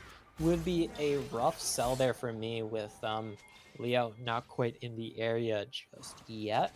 I was going to be getting a feel for each other here on the Rift, as we do have under a minute and a half till this next dragon, which might be the final elemental dragon of the game here. If the Rangers do pick it up, Icarus, and I assume we're going to be seeing some big action around that. I like to see the communication coming in here for Randoms, getting this final reset off for what could be the most important fight of this entire series go for Eno. The dragon that breaks the game wide open. We'll have to keep an eye on what AOE mains roster wants to do. They've been looking towards this Baron this entire game so far, maybe looking to give over the Ocean Soul, which is most commonly unadvised for most pro players here, because that Ocean Soul would last the entirety of the game once it has been secured by the random. So instead, finally making that rotation down to the bottom side of the map, they want to make sure they're here to contest this 4th Drake. They do have position on this. I like that deep ward there by Fizzy. They're already in the pit. However, though, AOE, even if they do secure this dragon, it would only be their second of the game. There would still be that soul point here for the Randoms. If they want to, they can force that catch 22. All right, you got a second Ocean Dragon. We'll pick up Baron. We'll pick up an inhibitor. That is always one of the hardest parts of this soul point here. Even if you aren't on soul, never mind that, because dragon is spawning. Look at this split table. I'm going to take the long way around, but there is a fight in the air here, Icarus. I can feel it. I bet you can feel it too, and I know our observer can also feel it. It is the most tense fight setup yet here.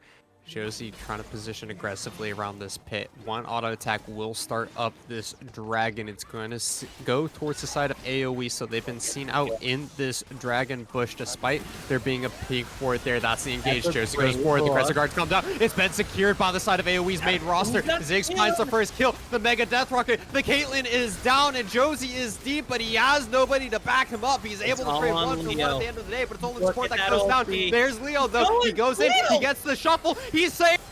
And Leo is the Azir that saves this game. He is too big. His right kill for Eno as he secures himself the 4th kill of that team fight. And it may have been the dragon for AOE, but it is a successful team fight for the Randoms as they have their eyes set on this Baron.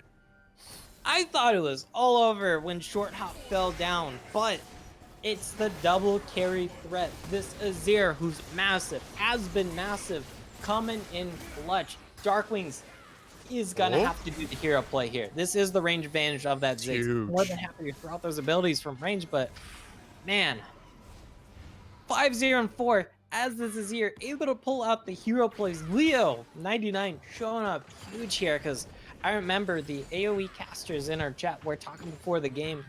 Yes, Leo, he's a good mid laner, but usually when we see the Leo versus Darkwings matchup, Darkwings tends to have the upper hand. He tends to be a step ahead. Sure, Leo's not entirely out, but this time around, I mean, 1, 2, and 3 on the Ziggs, it's not bad, but 5-0 and 4 as an Azir, who's working towards the death cap here, Icarus, he's gonna hit like a truck full of trucks. He still hasn't used his stopwatch either. He's still holding on to that golden potential, the double Zanya's potential here for Leo. Sitting on that 504, he is going to be the focus of AOE's main roster, and once he does, he could just buy so much time here. Baron being started up by the Randoms. They feel strong enough. They feel like they can do this one, despite them knowing that the rest of the AOE main roster is here. The Mega Infernal Bomb comes over the wall, and it chunks out Leo. A bouncing bomb. Oh my goodness, this Azir is dropping down so low. That's going to mean that the Randoms have to back away here. Meanwhile, this Soul and the rest of AOE are going to be going towards the mid lane. They're going to finally be able to break this outer turret here, and this should open some map control for the main roster. And that is one of the strengths of the Ziggs right now. If our observer could take a look at just how low the cooldown is on that Mega Inferno Bomb, I'm curious right now just how low it is, because it's already about halfway back. This is just with the Leandres, just with the Hex Tech, I forget because this item used The Horizon Focus. The Horizon Focus, right? Yes. Hex Techie. Either way, Spicy though. item. Oh, that's a great hook. Never mind that, baby. Oh my goodness, that's going to be the engage RBM. He pops the Ragnarok though. He's getting the support of his entire team. Lulu makes him so big here. The wild Look growth. at He's Leo. doing so much damage. Josie in the backside. He's all alone. And Okay. Sketchstreams is still There's alive here. three. Busy support is going to Look be the at that sacrificial ulti. lamb for AOE's main That's roster. one. But Leo Yeah, passes Sonya's. He doesn't get time to pop the stopwatch down. The shutdown gold goes over to Faisal. He's going to be going down. It is 3-for-1 at the end of the game. And this may be the team fight that AOE needed in order to finally pick up this Baron. It has to be because they want to grab this right now. You have your Ashe, you have your Ziggs, you have your Olaf, and you have a Lulu to boot as well. I mean, we're not even going to see Short Hop be able to walk into range here. These bouncing bombs are just too much. Look at how much they're chunking even through that Karma Shield. This Baron's dropping. They're going to do something. They have to do it now. There's a teleport available to Chim if he really wants to here, but I don't see any wards for him to really teleport to. And AOE, they bring the wood chipper there to absolutely shred through this enemy team. Both Josie and Pocus drop there before Leo and Short Hop are able to put in the damage they need to turn the tide of that fight.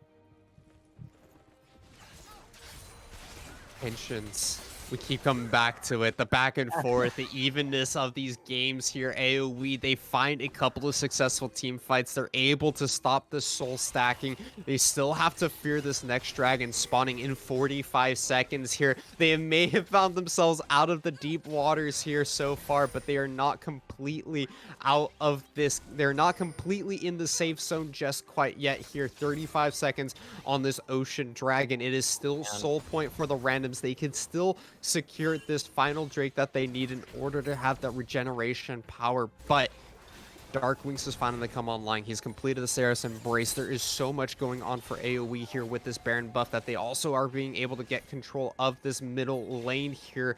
15 seconds to go. And this Baron buff is helping them out so much because Ziggs with Baron buff can be obnoxious. That's a good hook, but it is onto RBM. Taking a quick peek at the main Academy stream right now, and this series on the mainstream is just as banger as well, but I will hold that thought because that's a great arrow. Crystal arrow, that's Pocus, that's the shock collar that gets stunned up. The flash over the wall is able to keep the stress alive for now. Immediate disengage from the randoms here. Tensions are high. Dragon is going to be started up here for the AOE main roster. They're going to try and burst this one down, but there is a couple of wards in the back of the pit. Josie has found his way over. They don't know he's here. There's a pink ward inside of that bush. Do they have an idea? They throw a pink ward down. They know RBM gets hooked, but that's the unstoppable force. He's going to go Ragnarok. Is going down here. Josie's going to be bursted out. Falsey is able to stop Leo. It is a wipe here. Main roster is able to secure the dragon. It's going to be returned by Short Hop as it gets a pick onto Fizzy one more time, but his 3 Ocean Dragons picked up. Do you believe the miracles go for Eno? This series has just been such a roller coaster here, Icarus. We knew last time these two teams met up, it was close, but it was 3-1 still in the end. Yes, it could have gone either way, but 3-1, there's a difference between 3-1 to 3-2, but this series feels like we're going to game 5 and we're just in game 3. Like, God, This should have been Silver Scrapes after the first game, I swear, with how much like excitement there's going on. yeah, like this is a play-by-play paradise because it is all hype and no breaks right now. Of course, this game, with all that has been said and done, with how much that has passed, we are 34 minutes into the game. Okay, just shy of 34 minutes into the game. Both of these teams on soul point in the dead heat of the last game of the series. It is still only like a 1,500 gold difference. That is how close this game is. Oh, okay, that would have been death there had there not been a cleanse, but this is so close, and it's gonna come to a head here in a few minutes, whether it's around Baron, whether it's around the Soul Dragon, because one of these teams is gonna have to crack. One of these teams is gonna have to fall, and it is gonna have such big ramifications on the standings here for who might go to playoffs. Because, my God. It's just so tense here. This mid lane inner turret finally going to get blown down here. The Baron buff, I think, finally wearing off of the side of the AOE main roster. They didn't really get much with it while it lasted, but instead It's a secondary push that they're able to get with just the change of tempo here go for Eno. They back away from the mid lane, which is going to provide an opportunity for the randoms to Ooh, push their out this turret mid wave. is But on look point at the here. flank they're trying to They're set going up for here. it. A There's chance the of ult. Crystal It Arrow. misses. It goes wide. The goalpost coming in there for the main Where's their roster, turret and gonna randoms, go? they're able to back And away here off the back of that. They have to just walk away. they do have the inside track here. Darkwings does not also have the ulti, but they would be having to push all the way towards that Nexus turret, and this is a razor's edge. Like, please keep it away from your children here, audience, because they will cut themselves trying to shave themselves. It's just how close this game is. We And need to see it's more not going to side be over waves. yet. We have the base siege coming out, but of course, one of these teams happens to have a Ziggs. And that Ziggs with his 3 items, well, 3.5 items at this point, working towards that Void Staff as well.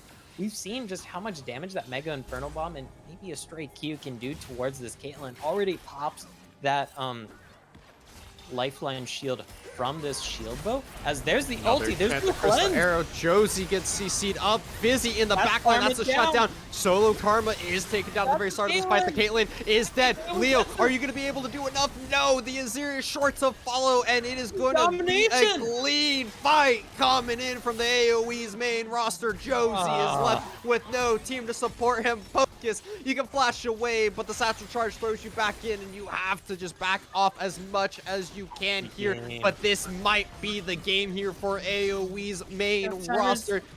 They fell behind early goal for Eno, but they are looking to end out this final game of the series. They want to keep their playoff dreams alive. We thought that this game was over with the Xin Zhao pulling ahead in the early stages of this game, but with some fantastic mid-game, late-game macro play, AOE's main roster takes the series in a 2-1 fashion. Holy moly here.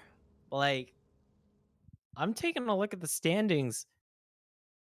I believe this group that they're in, we have a four-way tie here, Icarus. Every single team is 1 to 1 to 1 to 1. This is going to be a banger week 2 once we get around to it. But AOE, time and time again in this series, sure, they fall behind early, Icarus, but they're able to claw back. And like that seems like almost every single game was the same story here.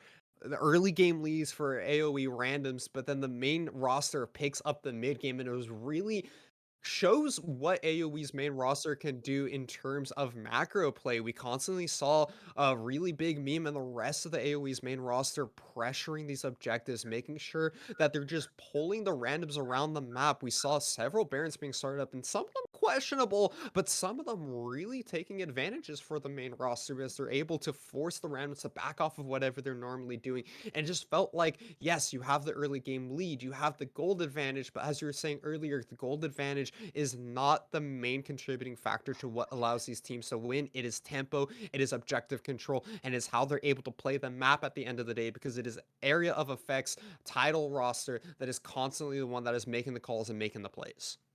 And we saw it this game. Once again, they fell behind, but the Ziggs hit that critical mass point, was able to just completely demolish people from 2 screens away thanks to that ulti here. And AOE just, they're bringing us to the dankest timeline, Icarus, because we get the revenge narrative in the Civil War. AOE's main Mhm. roster fighting back, taking the overall series count 1 to 1 between these two teams. But then Mhm. also, we just have a group that is full of evenly matched teams, 1 to 1 to 1 to 1 in terms of series. And man, oh man, I cannot wait to see what the tiebreaker situation might just be next week. Yeah, and with that, ladies and gentlemen, we can go through. I want to update you that we did finally get word on the TSM amateur games as well. TSM will be picking up the 2-0 versus Ping is the problem. So looking towards next week, it is going to be those matchups, the two AOE squads looking to try and bring both of their teams into playoffs. We saw it in Challengers Uprising where they had a face off in the quarterfinals, but with these 1 to 1 to 1 to 1 lineups here across Group C, it does mean that we're going to have to continue to keep our eyes out here on which one of these teams is going to make it through, as Supernova also were able to pick up a win earlier today versus Dignitas Mirage, which beat the AOE main roster yesterday despite going down 0-2 to the Randoms in yesterday's games as well. Yeah, and on the mainstream, EG Prodigies actually took the 2-1 over Resolve. Like, these are some exciting results here so far, to say the least, Ekros. I'm so glad me and you get to be part of the production team and part of the broadcast team, because this is such a great timeline. We get to see so many new talents come out here across the entirety of the Risen Champions League, and I cannot wait to see what next week has in store for us, because we've already had this much excitement, and this is the only the second day. It's the second day, but it is going to be the end of the first week here, ladies and gentlemen. Thank you so much for coming out and joining us here for the civil war between the two AOE squads.